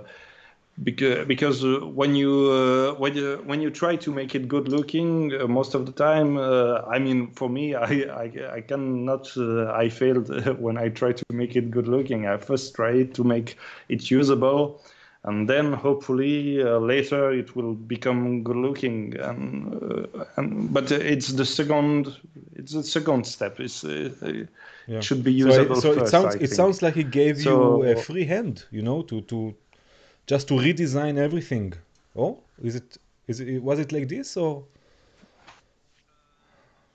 Well, actually, I think Prism was a kind of work in progress, because at each update, John were adding some feature, adding some buttons. So almost everything was already there, and the thing that I added was some feature that John wanted to add on the final version. So everything to have.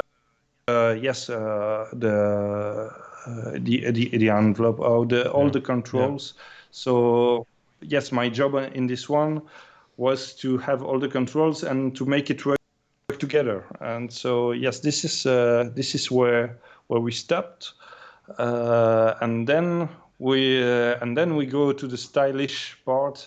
Oh, and, what is this? Well, as every designer. Well, this is a Braun device in the 50s and 60s and 70s, and every designer has a kind of admiration. The religion of the god of the designers is Dieter Rams. Dieter Rams, who is the main designer of Braun in the 70s, and you cannot find anything as good looking as what Dieter Rams did for Browns in the 70s, because when you see that, it doesn't look like a device from the 70s. Yeah, totally. And yes, and yes, I had the chance to assist to see a lecture from the CEO of. What is this German since brand that does the Blofeld? Waldorf. Waldorf, yes.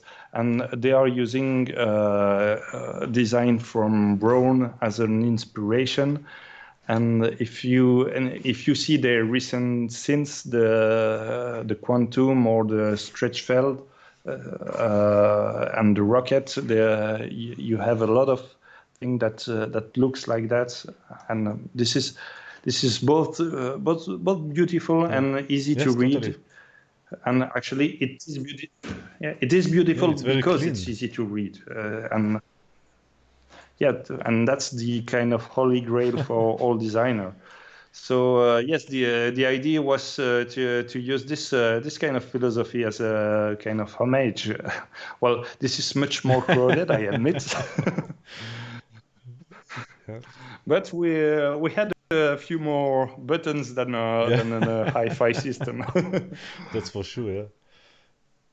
Yeah, but it looks amazing. It looks beautiful. Yeah, and the green works really well with the gray. Yeah.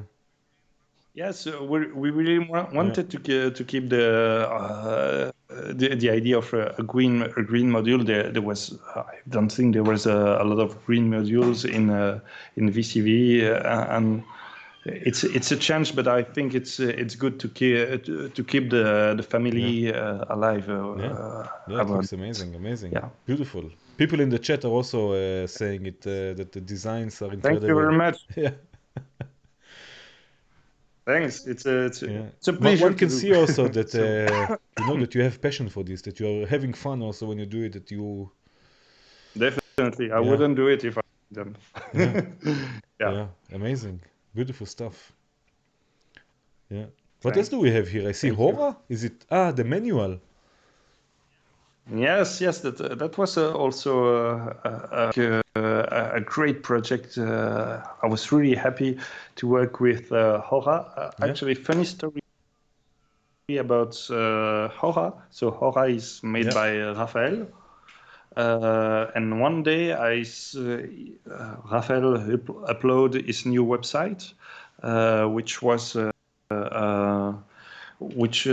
was Hora.be.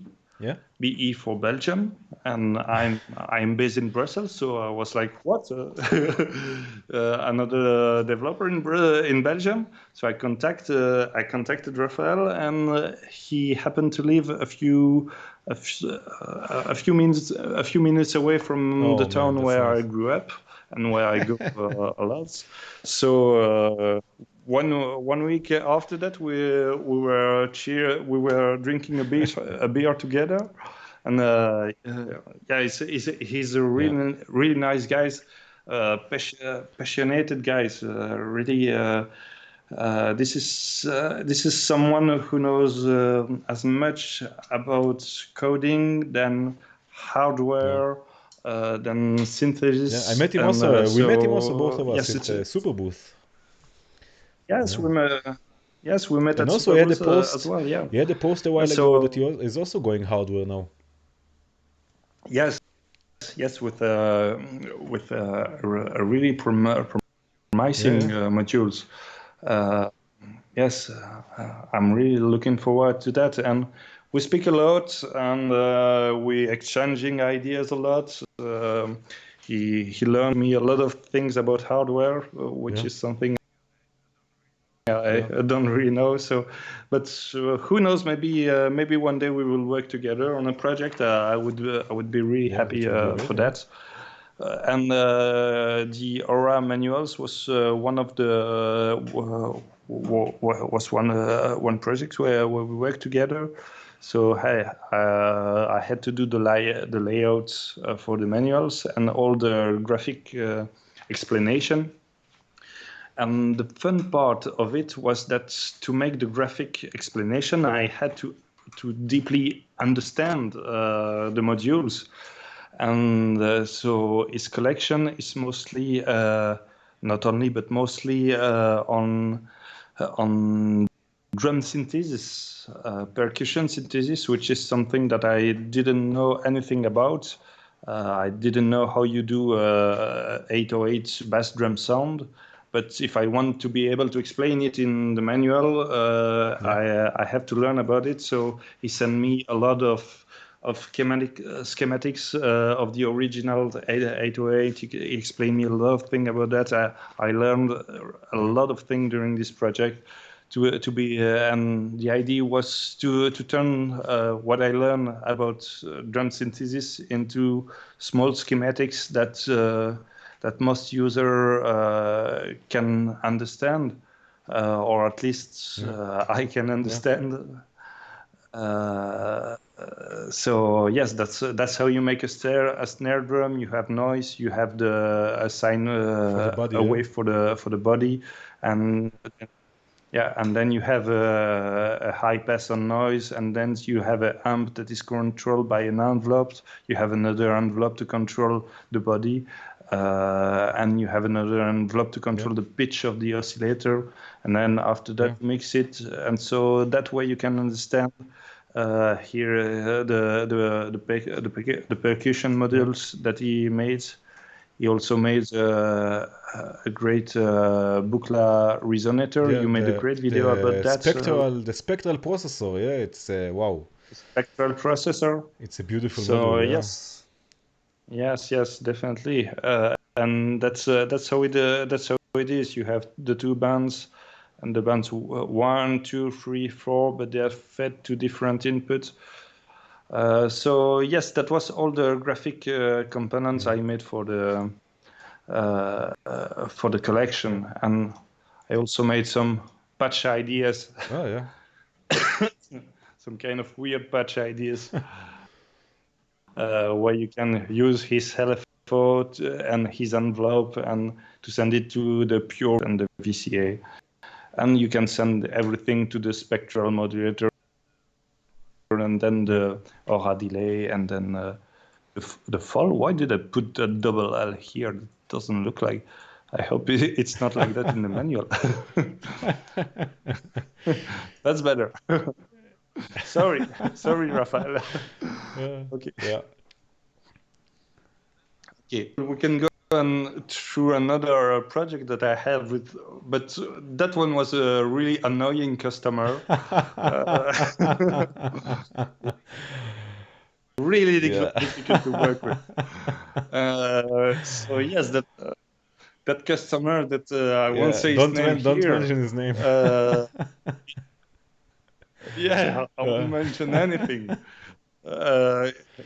He sent me these sketches with a great idea of logo, and for some reason there was a mushroom. There are weird people in this world, Pierre. I'm telling you, it's you have to watch out for them. Definitely.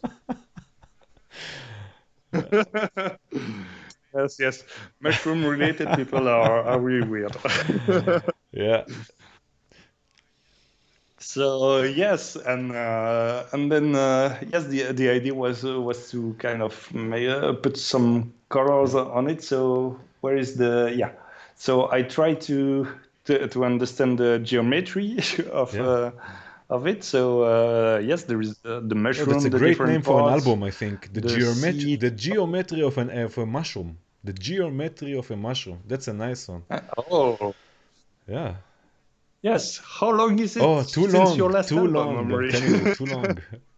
I have my fingers are itching. Yes, but you already have you have a name now. I have already an album with mushrooms, Dreaming Fungi, but it's fungi, it's not mushroom. So maybe the geometry of a mushroom. That's a nice name. Wow, that's a nice one. But it has to be hardcore. We'll see. Yeah. Yeah. I think it's gonna be something very existentialist. Yeah. And so yes, it started with that, and with a few colors, it became. Yeah. Yes, that was a really fun project to do as well. The last project on the list related to VCV Rack. Yeah, I have no idea how I've done this. I think it's the best drawing I did ever. Because it's great looking. As you see, I have no idea how it had almost nothing. Yeah. Everything was already the patch cable, everything. I have no idea how I did this, but yeah. Waves Unlimited wants a T-shirt with this. Yeah. I told you. Let me change the screen. Just a second. I will change stop sharing the screen, and you can show your. Okay, now you can turn around, and now they can see it. Yeah. Sorry. Okay. Do you see me? Yeah. Does it work? Yeah. Okay. Yeah. So there is a T-shirt, and tomorrow, I'd like to announce that tomorrow Omri is launching a new T-shirt business. I'm opening the store. To order it. Yeah. Yes, it's in your hometown in Germany. Yeah. Actually, no. This shirt, what you have, is the one and only in the whole wide world. Oh, that's the only one. Oh yeah. Yeah. That's the only one. But I'm already planning something for Super Booth next year. I hope it will work. Yeah. No, I'm so honored to have it here. It's a pleasure. Yeah. So, almost done. Oh, wait a minute. I have another one. Okay, this video, I will stop it now. I will just say this video was sponsored by. Where is it? Cheers. Here, Guinness. Cheers. Let's see. Let's see how much will go out now. Oh yeah. Oh yeah. Oh. Oh yes, that's a nice one. Okay, so amazing designs, beautiful, and great tips also for developers. Yeah, but I see in the chat that people says, and it's true, that it's missing the angles. There is no angles on there? the t-shirt. Oh, I forgot the angles. No, there is no. Oh, oh man. Look, yeah. Oh, I forgot this. Oh. You have to make a new design. Yeah, that was a prototype.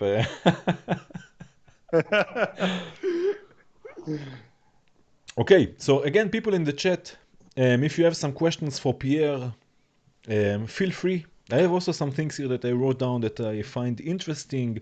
Oh yeah, I wanted to speak. Thank you, Steve. I wanted to speak with you about your hardware. So how you had VCV Rack? Did you have anything before VCV Rack that was related to synthesis? You had the yes, Moog, right? The how is it called? I had the Moog, but the Fatty, the sub Fatty. Wait, let me check. I'm looking if I have it under the end right now. Sorry. No, I don't. It's here. Yes, my first analog synth was something from MFB that is called the Microzwerg. The Microzwerg. Yes, it's made in Berlin. It's a great little synth. Yeah. It's a semi-modular synth, so it's just like a box. It's a shame that I thought I had it here. Sorry. Yeah. No, I don't. I don't know. I don't know what it is. Yeah, I should have prepared it. But anyway, no, it's a great little synth. It's a really semi-modular. You can use it like that, and there is like I don't know, 15 patch points. And if you're really doing some crazy patching, you can really turn it into two different synths. It can become a two-voice synth. And yes, I started with it. That was my first hardware. And this was before VCV Rack, right? Yes, much before. Years before. So I was already doing some semi-modular synthesis before, so I knew that I liked it. And yes, and then there was VCV Rack, and then there was the Super Booth. Yeah. We all fell there. We all went down at Super Booth. Yeah. Me too. There was this trip to Berlin and Schneider. Yeah. Which is the most important Eurorack store. They also store. Arrange Super Booth. It's theirs. The main behind Schneidersladen is the guy who makes also Super Booth. So it's crazy. Yeah. The Euro. It's incredible. So yeah, I have a small I have a small Eurorack case, also for preparing to maybe one day to go hardware with Geodesics, and I want to learn a lot of things about hardware. So I try to have as much as possible DIY kits and soldering. Kits. Yeah. What did you have until now? Actually, well, maybe So this is the wine case. I don't know if you if you see it. Yeah. That's nice. You see it? Yeah. That's beautiful. Yeah. So that's that everything that is blinking. I started with the ornamented crimes, and actually, if someone wants to, sorry, you might heard me because I'm close of the mic. That's okay. Yeah. Okay, if someone wants to start Eurorack, I think the best way to start is with a semi-modular synth instead of starting a new case out of nothing, because with the semi-modular thing, you can already do a lot for cheap. Especially with the Neutron, like the one you have there. It Exactly, has so yeah. many utilities that you just need. You know, maybe you will need also in the future when you have already a case. So it's really comfortable and really easy. Yeah.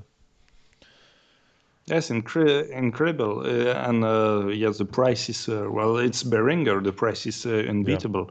And the quality is great, I must say. For the oscillators, they are great. For the filters, well, you have one as well, but I think the output level of the filter is kind of really low. Right. That's not that much of a problem. Yeah. And yes, for in DIY, I have this one, the Monsoon. It's cloud.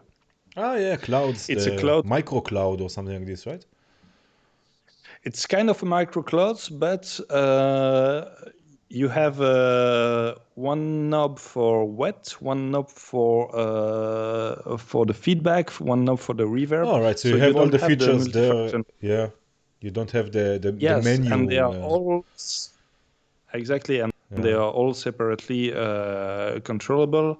The price, when you take it in kit, the kit is easy to mount because they do all the complicated part already mounted, and you have only the fun part to be mounted, like the knobs, and so that's kind of. I mean, I was really afraid of soldering, but it's kind of easy as long as it's through holes. But the really small components, I wouldn't dare to go inside. And I have this one from Zorg Modular, which is a simple passive attenuator, and also this one is a micro plates. Ah, micro is that plates micro also, plates? yeah. The micro braids, maybe. Plaits, yeah. Ah, plaits, okay. The new one. So not the braids. Yeah, plaits. Yes, I think it's plaits. Plaits, yeah. Yes, and well, I have to say, comparing not that I'm into Eurorack as well. Comparing Eurorack to VCV Rack, it's completely different because having plates on VCV Rack and having physical plates, I find myself spending much more time turning the knobs to find a very, very sweet spot. And I tend to overlook some features that are actually incredible. But they are here. It's just I think differently when I'm on hardware and differently when I'm on the screen. And also, a lot of people say that Eurorack is you can do everything. It's a total freedom, but in my experience, it's not. It's mostly about limitation, actually. Yeah, exactly. And you think, what can I take the most out of those the module that I have? And to me, the true freedom is in VCV Rack, because you don't think like that in VCV Rack. In VCV Rack, you think, okay, I have an idea. How many modules do I need to make this idea happen?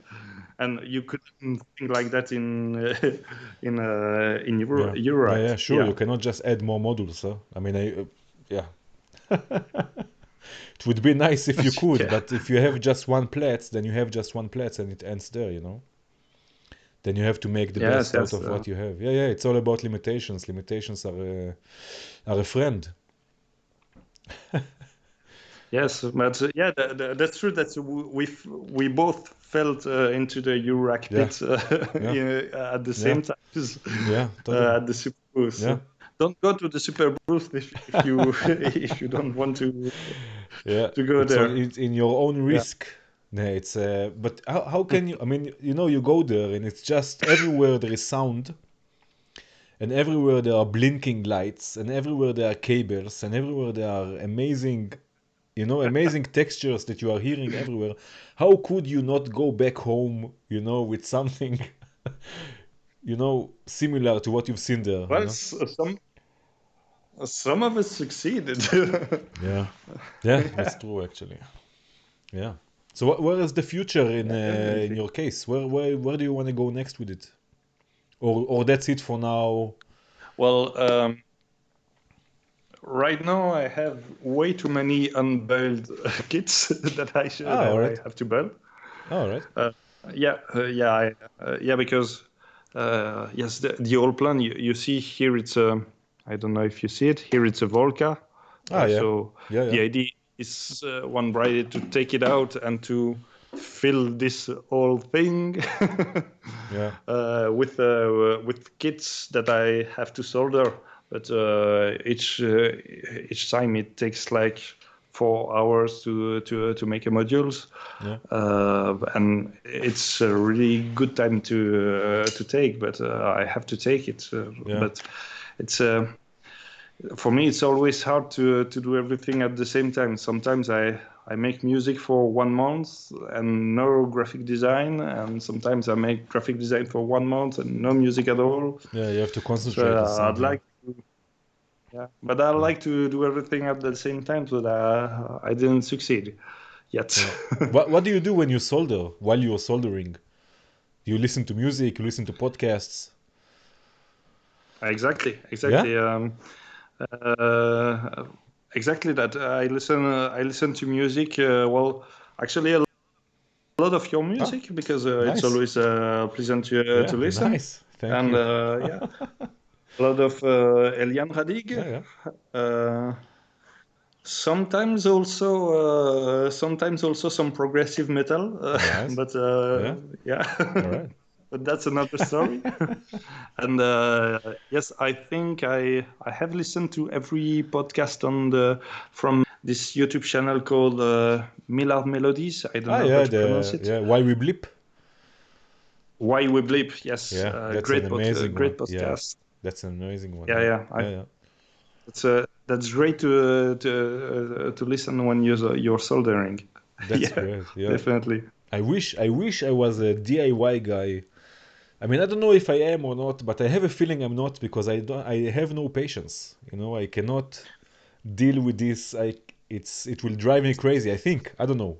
But I think the best when you Well, when you concentrate on this and you have some music or a podcast or something interesting, I think it's an amazing way to spend your time. I think it's relaxing, maybe even.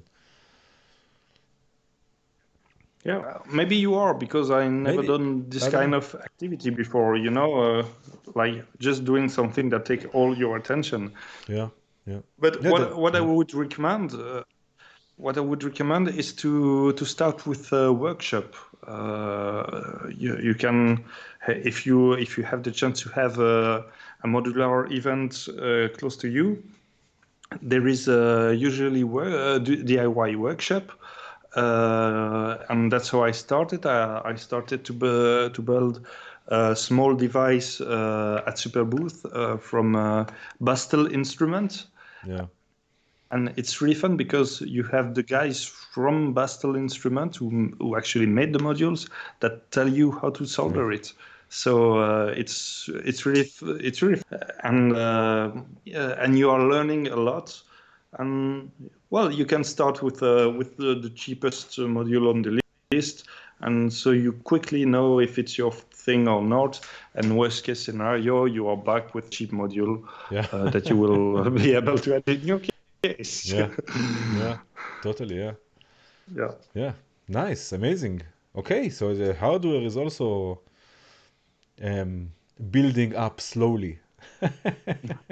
Yeah. What Yes. about, yeah, you Yes. told me once. But Yeah, yeah, yeah. Continue. Yeah. no. Go ahead. Go ahead. Yeah, you Sorry. told me that you also posted something. I'm just pouring me some more of today's sponsor. Okay. I saw also a All post, and you right. told me also that you started working with a band, actually. Yes. With That you are, VCV Rack. Well. yeah, with VCV Rack, yeah, and they are playing acoustic or traditional instruments Well. like guitars and. Yes, it's a project that that hopefully I'll be able to show more of that. But yes, it's being a VCV Rack player in a Yeah. band. How does this work? It's a How is the progress? How is the well. the Well, workflow? Yeah. it's a small band right now. I cannot show anything or make you hear anything right now because it's really work in progress. We have made 2 things, but we still don't know if we can make All more right. of the 2 things or it will be always the same song, but a little All bit right. different. Yeah. So we still have to Yeah. evolve on this. But if when we do, I will share it on the group with pleasure. But yes, it's there is. I'm doing that with a friend that is a keyboard player and a guitar player, and with his girlfriend and she's a singer. She's a singer and she also kind of a sound designer with a voice and multi-effect. So yes, it's we are not too many, so it's kind of flexible structure. And the role in the band is that I play with that little device, the Korg Yeah. Volca keys and a distortion pedals. It's really fun to do. It's a really trash sound, but it's quite fun. And I take care of all the rhythmic parts and the drone sound design thing. And yes, VCV is really the art of the setup. I first started to make something that has the DAW, that has Reaper as the art of the setup. But at the end, I just shut up Reaper, and everything is going through VCV. Every sound is going through VCV. Every MIDI source is going through VCV, and it's stable. It's great. Um, but it's really a way to work because you have, of course, to use modules that have very little CPU. Yeah. And that has big knobs that you cannot miss. Yeah. Yeah. uh, Yeah. so I'm using a lot of the Squinky Labs modules on this one. They are great for that. They are really easy to tweak and they are really light on They CPU. are really good. Yeah, they're really light on CPU. Yeah, they're really good coded. Yeah. Yeah, and the Stellare modular suite as well because for it as well. And well, it's kind of complicated for now because you know we are trying to work and they say, well, maybe here you could do some an ambience noise, and I'm trying to patch something in a few in a few seconds Yeah. that Yeah. It's not so doesn't immediate. sometimes It's not. Yeah, yeah. and usually it's more like a mock-up of the real thing, and so on. I do a quick patch on VCV, and after that when I come home, I spend more time, and at the next rehearsal, the patch is ready to be played. But the first when we are using VCV in a band, well, the first time it's really a sketch of what the song will be, but you need time on your own to make. At least I need it. I cannot do something as immediate like that. Yeah. Yeah, it's not as easy as just as strumming the guitar and you have already sound. Yeah, Yeah. But also there it is takes a a bit lot of. more. Yeah. Yeah, but also there is a lot of people that are really comfortable in live and improvisation situation in modular, and I'm still not at this level. So that's what I like about VCV. VCV, it's like a new instrument that you have to practice. Yeah. And Yeah, Yes, totally. that's what I really like about modular synthesis. Yeah. It really makes me think of learning a new instrument. Yeah. Yes, totally. Yeah. What do you think? I mean, you are a bass and guitar player, right? I mean, you played also in bands traditionally. What do you Yeah. think? Yeah, what is the not the difference, but what do you what for you you like better, let's say, or you think is more attractive in traditional instruments or in modular, if it's VCV or your case, your Eurorack? I mean, what is more attractive where? Yeah. Well, to me, it's more like when you play an instrument and you take your arms off the instrument, then there is just no sound. Yeah. And if you are playing modular synth, a producer, if you lift your hands, the sound will continue, but will not be interesting. You still need to master it. But so that's very different. And usually when you play guitar on bass or bass guitar, you always think ahead, but you are thinking like what is going to happen in the next 4 seconds.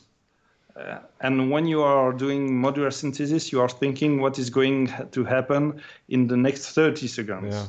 Yeah. So it's more like the big picture. You have the big picture. Yeah. It's more like if you with modular synthesis and producing electronic music in general, it's more like if you are an architect to design a plan. And when you play an instrument, you are putting the brick together. Yeah. Both are the only way to do, and they are both interesting, but they are really different. It's a really different way to think, and actually that's what I like in VCV Rack and modular synthesis, is that with probability you can come back to the how to say to the immediate thing. When you use probability, you have you come back to the 4 seconds thinking ahead into this way to play music. Yeah, I think probability is really the key to make electronic music more alive, at least to me. Yeah, I think for me the aspect or the fact that it's less about controlling and it's more about letting go. When you have a guitar, for example, you're always in control. Like you said, you know what's going to happen. You know where you have to go, and you are controlling the instrument. But in modular, never mind if it's VCV or in Eurorack or modular synthesizer, it's more about a conversation. It's more about listening what's going on and reacting maybe to this, or maybe not, or maybe we're not reacting, just letting it play. Like you said, you take your hands off and it continues playing, and sometimes there is someone, a conductor, a famous conductor, is dead already, Herbert von Karajan, that was his name, and he was famous for during live concerts, he was standing there in front of the orchestra, eyes shut and his arms like this, and the orchestra will continue playing, and he was just standing, and he's the conductor, and he was standing like this, eyes closed and his hands like this, and he said, I saw an interview with him once, that he said that when he learned to ride a horse and the horse had to jump over the obstacle, they taught him that sometimes you let the horse just do what he's doing and let him go, and this is what he got as a conductor, just to stand there, and he let go. He just listened to the music and he stood there like this. So I think modular is really similar to this. Sometimes you just take your hands off and you just listen, and then if you want to react, you react. If you don't want to react, it just continues. And it's more of a conversation between you and the instrument, unlike, for example, a guitar or a piano that you are always in control. Always. And also the probability, of course, the aspect of probability that you don't know what will come next. You know, maybe it will happen, maybe it will not happen, and maybe something else would happen. You know, and it's a more of a communication between you and the instruments. That's an amazing aspect of modular. And this is something you cannot say about a synthesizer, because usually a synthesizer, you're also in control always, especially in a DAW, where you cannot just take your hands off because nothing will happen. I mean, you have to be you have to be in control all the time, you know, and it's more about imposing yourself on the instrument rather than letting the instrument decide for itself. You know, that's an interesting aspect, I think. It's really attractive for me, at least, about modular. And in VCV, of course, there are many many choices to choose from. Yeah. Definitely. That's really interesting, because there is as much as I like to watch those endless videos on YouTube where you just see a modular case and you see the music running on by itself.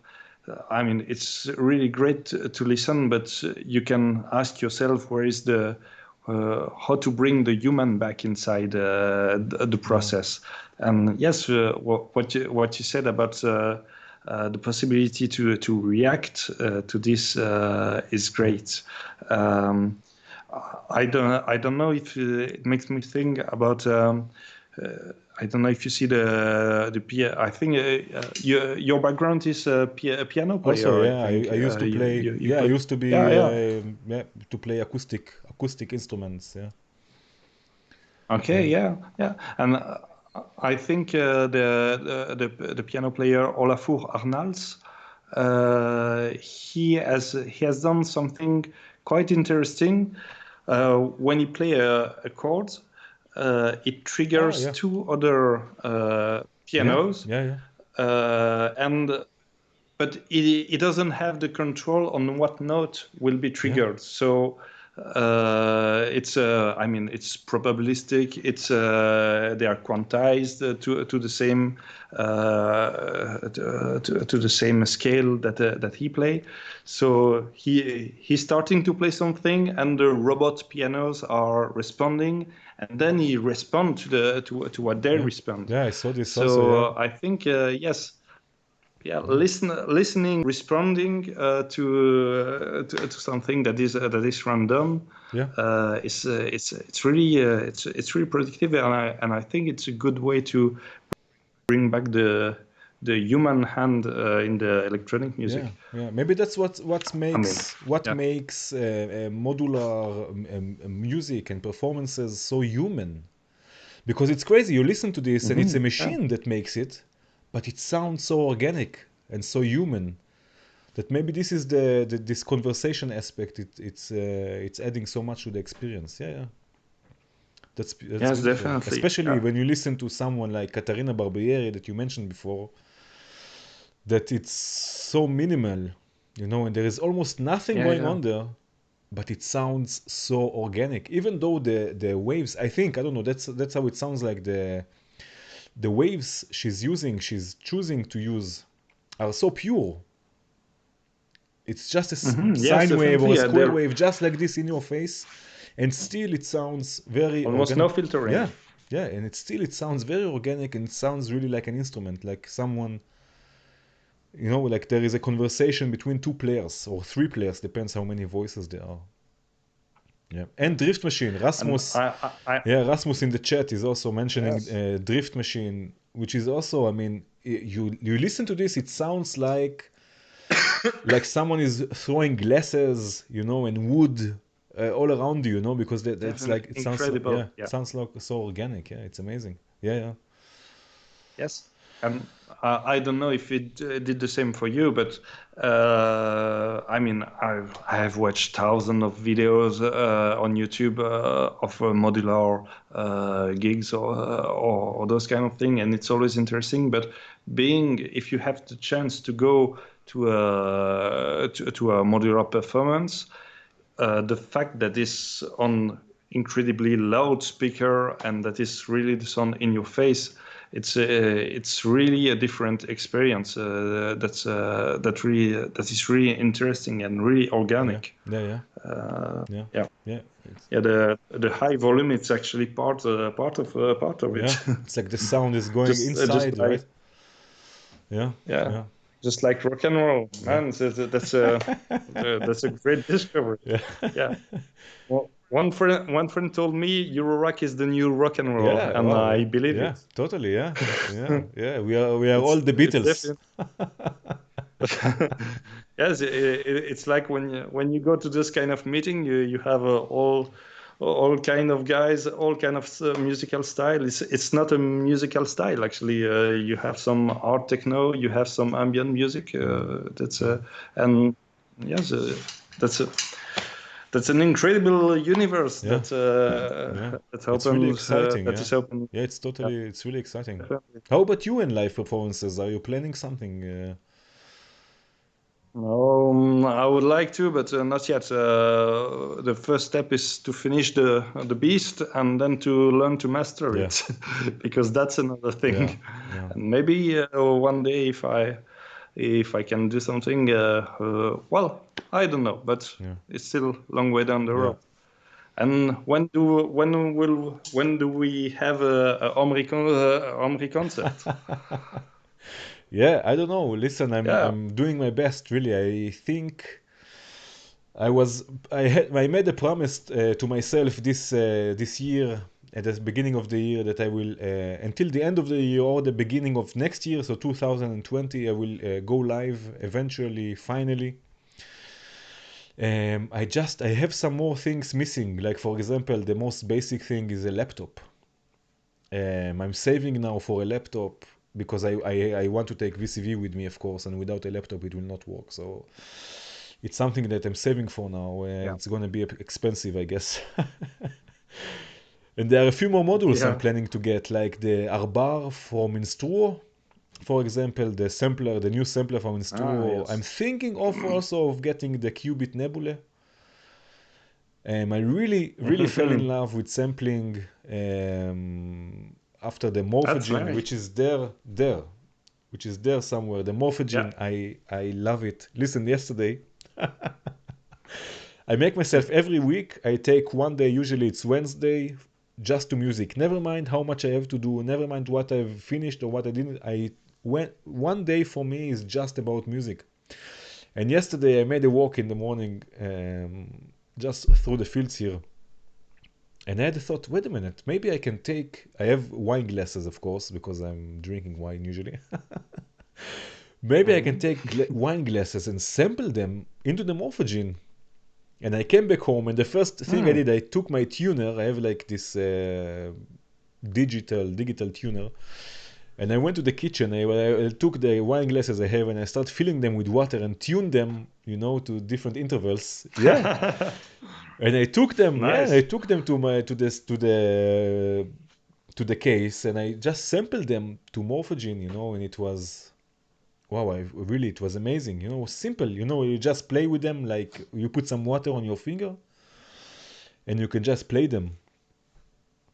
And I've recorded it also. I guess next week it will be up. But I really fell in love with the Morphagene, and I want more. I want more sampling. I want more mangling. I want more granular. I think granular, this idea behind, you take a sound. Let's say I spoke about it with someone last week. Let's say you go to a museum or something, and you look at a painting. You look at a painting, but then all of a sudden you stop time. What happens to the painting? It's still there, right? I mean, the painting still exists. Never mind if time had stopped. But when you listen to music and you stop time, there is no more music anymore. There is, Yes, yes, because that's true. music exists on the axis of time. It exists just when time exists, right? So this granular thinking goes against it, because you can really go inside. You can stop time. You can stop time and there is still sound. You go inside the individual grains and there is still sound. I mean, Yes, that's yes, crazy that's when you true. think about it. So it's mesmerizing, really. You take a normal sound like I don't know, like a flute, and you go inside it Like a like sloop. a flute, yeah. And you go inside this sound, inside each of its grains, and it's a beautiful thing. So I fell in love with it. So I'm thinking about getting also the Qubit Nebulae, and for sure I will get Arbar. I saw it at Right. Superbooth, and it's amazing. Yeah, so I Yes. need a few more things. I need them. I don't want them. I need them. And then yeah, but for sure, yeah, that's a Yeah. that's a goal of mine to go live. All what I do is just Well, because of music. So yeah, one thing you could almost already do is to make live concerts on YouTube. I know yeah, some modular artists are doing yeah, that, like just 2 hours performance live on yeah, YouTube from the living yeah, room, for sure. Yeah, and it's always really interesting to yeah. hear. This is already in the plan. I Yeah, just need a that laptop. Because I great. don't want to look, I don't want, I have, you see this table here, I have everything here, and the computer is on the other side. So I don't want always to Yeah. turn, I want to stay focused on one place. So when I have the laptop next to everything, I can really concentrate. And that's when I will start probably on YouTube live and practice. Yeah, it's all about practice at the end. Yes, yes. Yeah, It's a new instrument. yeah, it's an instrument It's, for sure. Yeah, yeah, yeah. well, that's cool. Yeah, I'm That's really cool. excited about I'm looking this. forward to watch that. I'm really excited. Yeah, yeah. It will be Yeah. amazing. I hope. I don't know. It's fun. I'm having fun. So, yeah. Okay, cool. Okay, let's see. Again, people in the chat, feel free to ask questions. There was a question before from Antonio about which software are you using for designing. I missed it before, but he asked which software are you using, if it's Inkscape or Yeah. Well, Inkscape is the official solution to work with for VCV Rack, but I don't use it. Actually, I use the Illustrator for the modules, and I use InDesign for the user manuals. So this is the Adobe Creative suite, and the reason why I use it is because I have it for my work. This is the only reason, because in graphic design, it's not like Adobe is doing better stuff, but it's like Pro Tools. If you know Pro Tools or Logic, you can start to work in any studio. And the only reason why everyone is using Pro Tools is that because everyone is using Pro Tools. uh, yeah, and so you can exchange files, and it's in the graphic design world. It's kind of the same with yeah, Adobe. If you know Adobe, you can start working in any company in the world, yeah, and you can send your Adobe file to any other software. But that doesn't mean that they are better.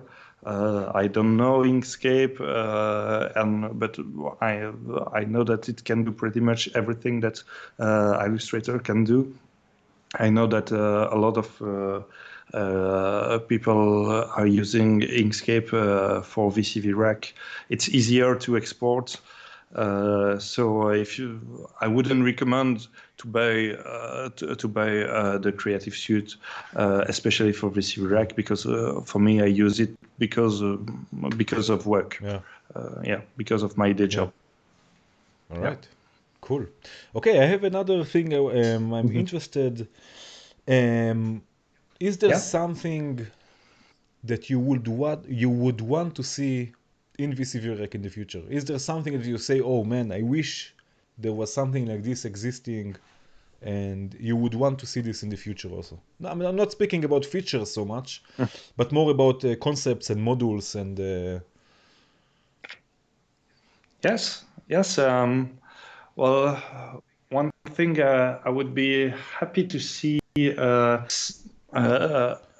16-step sequencer that is not too big, and but 16-step is kind of it's really handy to use. 8-step is a kind of short. But I see most of the 16-step are all spread in one line, so it's kind of big. So one thing I would love is to have bug audio ADDR with the 16-step. That would be perfect. There's a really again, easy. we are never happy. Yeah. But there's a really easy and interesting actually way to chain them. Just with a sequential switch. I do this a lot. And that you can just I mean, let's say you have the clock, let's say multiplied by 4, running one ADDR, and then you send two different ADDRs to a sequential switch, and a normal clock, not a multiplied by 4, but a clock that is divided by 4, let's say, is running the sequential switch, so it's just running 1 until 8, and then and where it really becomes interesting. I mean, this is simple, you have 16-step, okay, but when you have, let's say, one ADDR set to 7 steps, but the clock of the sequential switch is still sequencing divided by 4, then you get really interesting results, because you have a really weird. Yes, and I guess you can expand it to infinity. Yeah, for sure. To 32 you steps. Can 32, yeah. But when the sequencers are not equal, so when one is 8 steps and one is 7 or 5 or 6 or never mind, then it becomes really interesting with the sequential switch, because you get always those variations, and it's really interesting. But yeah, I mean, you mentioned before that maybe Squonk from Nischi again, from Antonio, is an idea, and Squonk is a 16-step sequencer, or? If I'm not mistaken. 12. 12 step. Okay. 12. Yeah. Okay. Yeah. And well, that's a great trick about the ADDR sequencer. Please tell me you have done a video about that. No, I didn't, man. I need to make a video about the ADDR and about the FM. Oh yes, the FM operator. I still didn't. No, there are so many things. Yeah. No, but it will come. Yes, that's a great trick. Thank you. I will try it. Yeah, something else that I would really want to see in VCV Rack would be a real noise machine. Something that could go. Right now, you can do that with like 5 or 6 modules, but it would be nice to have one module that can give you every color of noise, but that can also give you like vinyl crackles and everything between full noise and vinyl crackles, and then something like noise filtering to have wave effects, and then something like percussive effect. It would be great to have like one module that is really a noise machine, a noise sculpting machine. That would be a great thing to have in VCV Rack. Yeah, that's a nice idea but maybe with multiple outputs also. So you can. Yes. Yeah, so you can use it for all sorts of things. Yeah, that's nice. Noise is important, I guess. Yeah. Anything else you would like to say? Well, I would like to say a crazy gate sequencer with something like 256 steps per channel, but we are working on it, so hopefully it will happen. Have you seen the new sequencer from Entrian? He has now commercial models, acoustic drum module drum and the sequencer. Did you see the sequencer also? It's really interesting. He got a really interesting features now, update. Oh, yes. Yeah, there is now probability per step. There is now probability per step. And it's really interesting. And also probability for playing, for probability for velocity, probability for accent. It's really interesting. This is great. And you have patterns that you can change, and it's a really interesting sequencer. Yeah. something interesting. Yeah. Okay. Yeah, you should check it out. Yeah. Okay. Well, next buy. Okay, let's see here. What else do I have here? Oh yeah, then we go back to the designing, and not only designing but also about the geodesics. When do you know that you have the module, that it's not 100% but let's say 99% ready, that you're ready, okay, this is the module and this is what it will be and this is how I want to release it? Well, when it happens when Mark says okay. Oh, all right. That's easy when someone else because when someone else decides for you, it's really easy. But this is kind of that's funny because it's kind of tripping down thing. First, you have an idea, and this is that would be awesome to do that, and after that, I put it on my psychopath notebook, and then just putting in on paper, you already understand that a lot of things won't be possible. So you have to find solution. You kind of find it, or you don't, and you forget the feature. And then after that, I put it on the computer. And going from the notebook to the computer, you can you always see some problems. You see, okay, there is not enough room for all of those jacks. That will not work.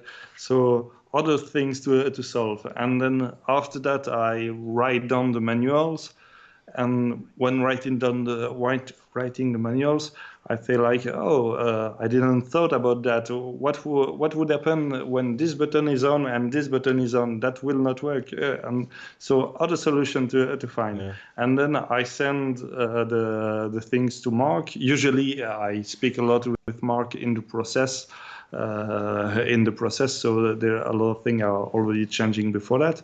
But when I send everything to Mark, Mark is find some other thing that have to be changed. So it's always like a filter, and finally we have a module that works. Send it to our Geodesics guru, the beta testers, such as you, like Matthews, Latif, other guys, sometimes Aspen as well. And then it goes the other way, because the user they want more feature. So it goes like that, and then the beta tester, it goes like that. So we have to find a way to add stuff. And then after that, it's well, when Mark says okay, when the beta tester says okay, then we are good to go. Yeah, amazing. That's something. That's how it is. And even after that, it's not finished, because in the case of Fate, Fate will evolve, hopefully soon. Yes.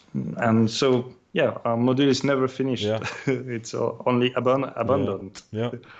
But that's really cool in VCV Rack, this connection between developers. And by developers, I don't mean just the people who makes the coding, but the people who have also the idea that, and with the users, this working together. Yes, it's amazing, because it creates modules that are really user oriented. It's not like something up high, disconnected from the user community, but it's really in the same level, and it creates really interesting results, actually. Yes, and some feature are directly related to a one-person request. Yeah. Sometimes we receive an email from someone who said, it would be nice to have this, and we are looking the email and think we should totally do that. That's a great idea. Yeah. And sometimes we have ideas that are great, but not fitted for that module, because the screen is already filled. But that is the start for another module. I think it was Georg that we met at the super booth. That was who had requests for more randomness into ions. and there was just no room in that module for more randomness. Well, at least we thought so. But the way he proposed to introduce the randomness was one of the starting point of the next sequencer, Arturia. So yes, user requests are always a pleasure to hear and always interesting. They are not always implemented, but sometimes they are implemented in the next module. Yeah. Because yes, you cannot just say yes to everything, and sometimes it's interesting to keep idea for later. On that. Yeah. For sure, amazing. Okay, let's see what else they have here. I think that's it actually. The difference between modular. People in the chat, if you have any more questions, things you want to know, yes. Let us know. Looking at the chat at the same time. Yeah, let us know. And, there is something in French. There? Someone wrote something in French. I cannot. I cannot Who's that? say. J'apprécie les fruits au sirop. It's a fan of Camelot. It's my favorite French TV show. It's from Magix. Yes. J'apprécie les fruits au sirop. It's hard to explain. Okay. It's from a TV show. It's like an inside joke. I would say the appreciation of syrup of juice from fruits or something like this. Can be. This is exactly right. Yes, and this is an absurd sentence that is absurd in this context as well. So there is nothing to understand about it. Okay, another question from Rasmus. Will there be a new collaborations? Yes. New collaborations for you? New collaboration. Well, whenever demands, whenever there is demands, I'd be happy. Yes. Well, there will be some stuff released on VST very soon. So that's other that is ongoing. At least my part is done. I do my part and then I send to the developers and they do their part. So there is there is one VST and one app that should come out soon. One project with GSI that is going to be, I think, a very fun project. And yes, I won't say too much about it because it's still in development. And for now, yes, in VCV, the next step will be the commercial pack. No, the very next step will be the update on Fate. Oh, yeah. And the commercial pack on VCV, if it ever happens, because maybe when we will try to make it, it will not work. Nothing is certain. It's just we are just doing things for fun. If it doesn't work, it doesn't work. But yes, that's the plan. And I don't have any other collaboration planned for now. I think for sure. I think with Nisty we will with Antonio. I'm sure it's not the end of the collaboration because we had a lot of fun working together. So yeah, maybe some more nice Nisty module. Whenever I have the time, I will propose a revival of Skunk. And if he accepts it, maybe it will happen. Nice. I have another thing that I'm curious about. You are a physics enthusiast, right? Did you hear about Julius Sumner Miller once? Oh no! Sorry. Julius Sumner Miller. Julio? No, I don't know. So he died in the 80s. He was a physicist, but he had a lot of so he made a lot of programs, especially with kids also, but not only. And there were also in the television. He had a whole series, and he was not teaching, but he was showing things about physics and how much fun it can be and stuff like this. Just I thought maybe you knew him, but yeah. Oh no, but well, please send me his name. I will look it up on YouTube. There are videos on YouTube videos on YouTube from back then. It was really interesting. He's like when he starts, he's like a little kid. He's having so much fun with all this different aspects of everything. That sounds interesting. It's really cool. Sometimes we are also receiving emails from people who say, "Hey, I found this nice physics video. Couldn't it be the start of a new modules?" and that's always really interesting when we receive this kind of email. That's always a pleasure. Yeah. Another one. Freddy asks, how old are you? I'm 33. All right. Yeah.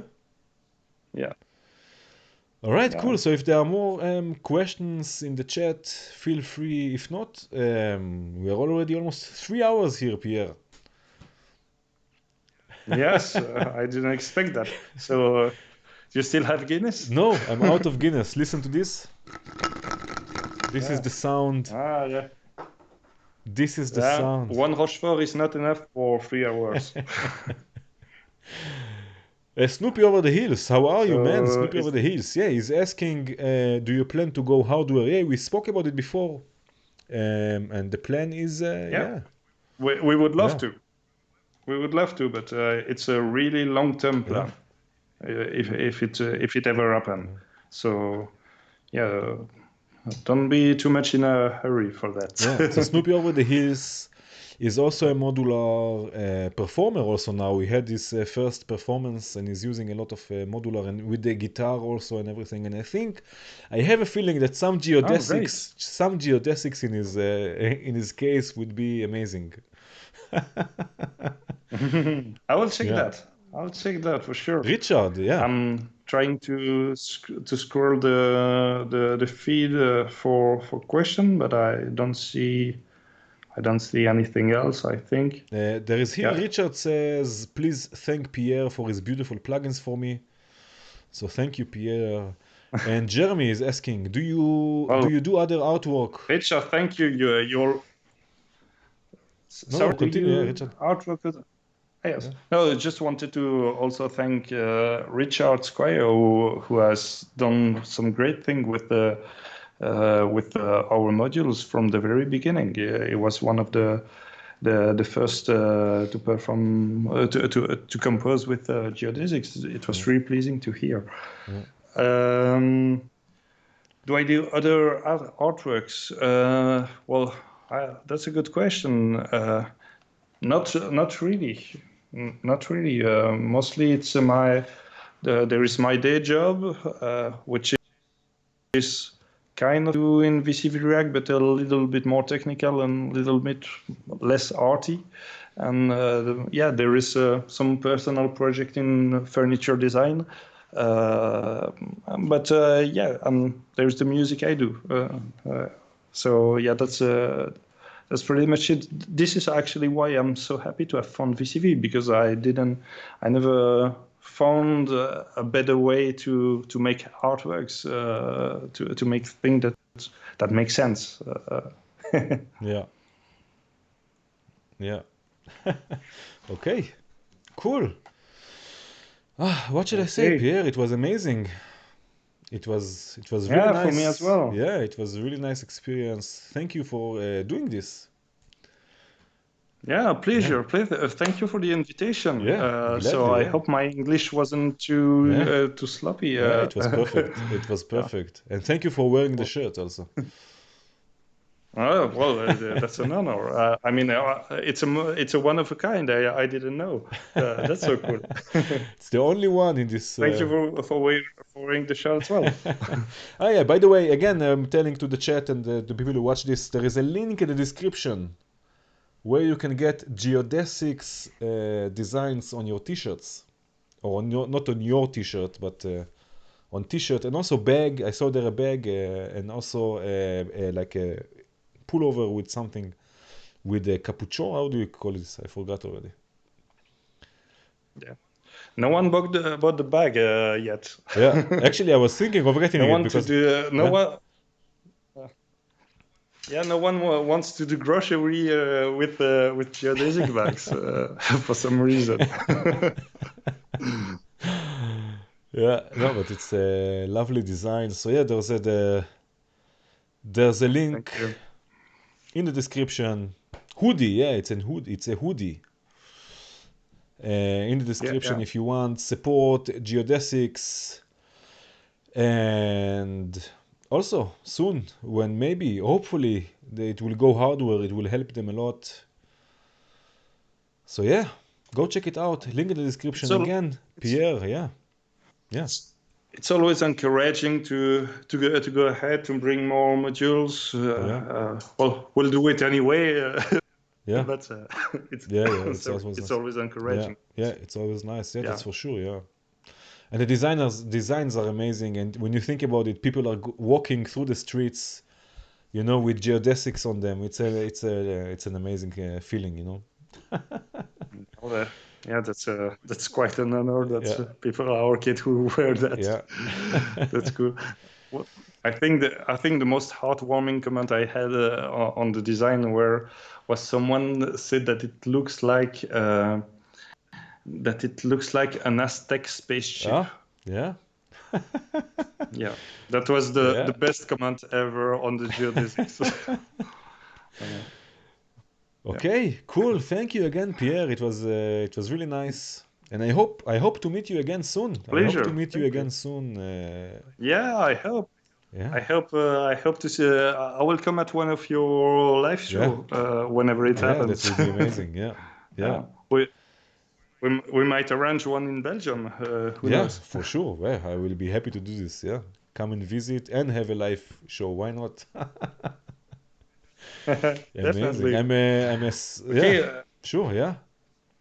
Okay. So thank you. André, thank you very much for the invitation. Yeah. Thank you guys for joining the chat. It was great to have you. Yeah.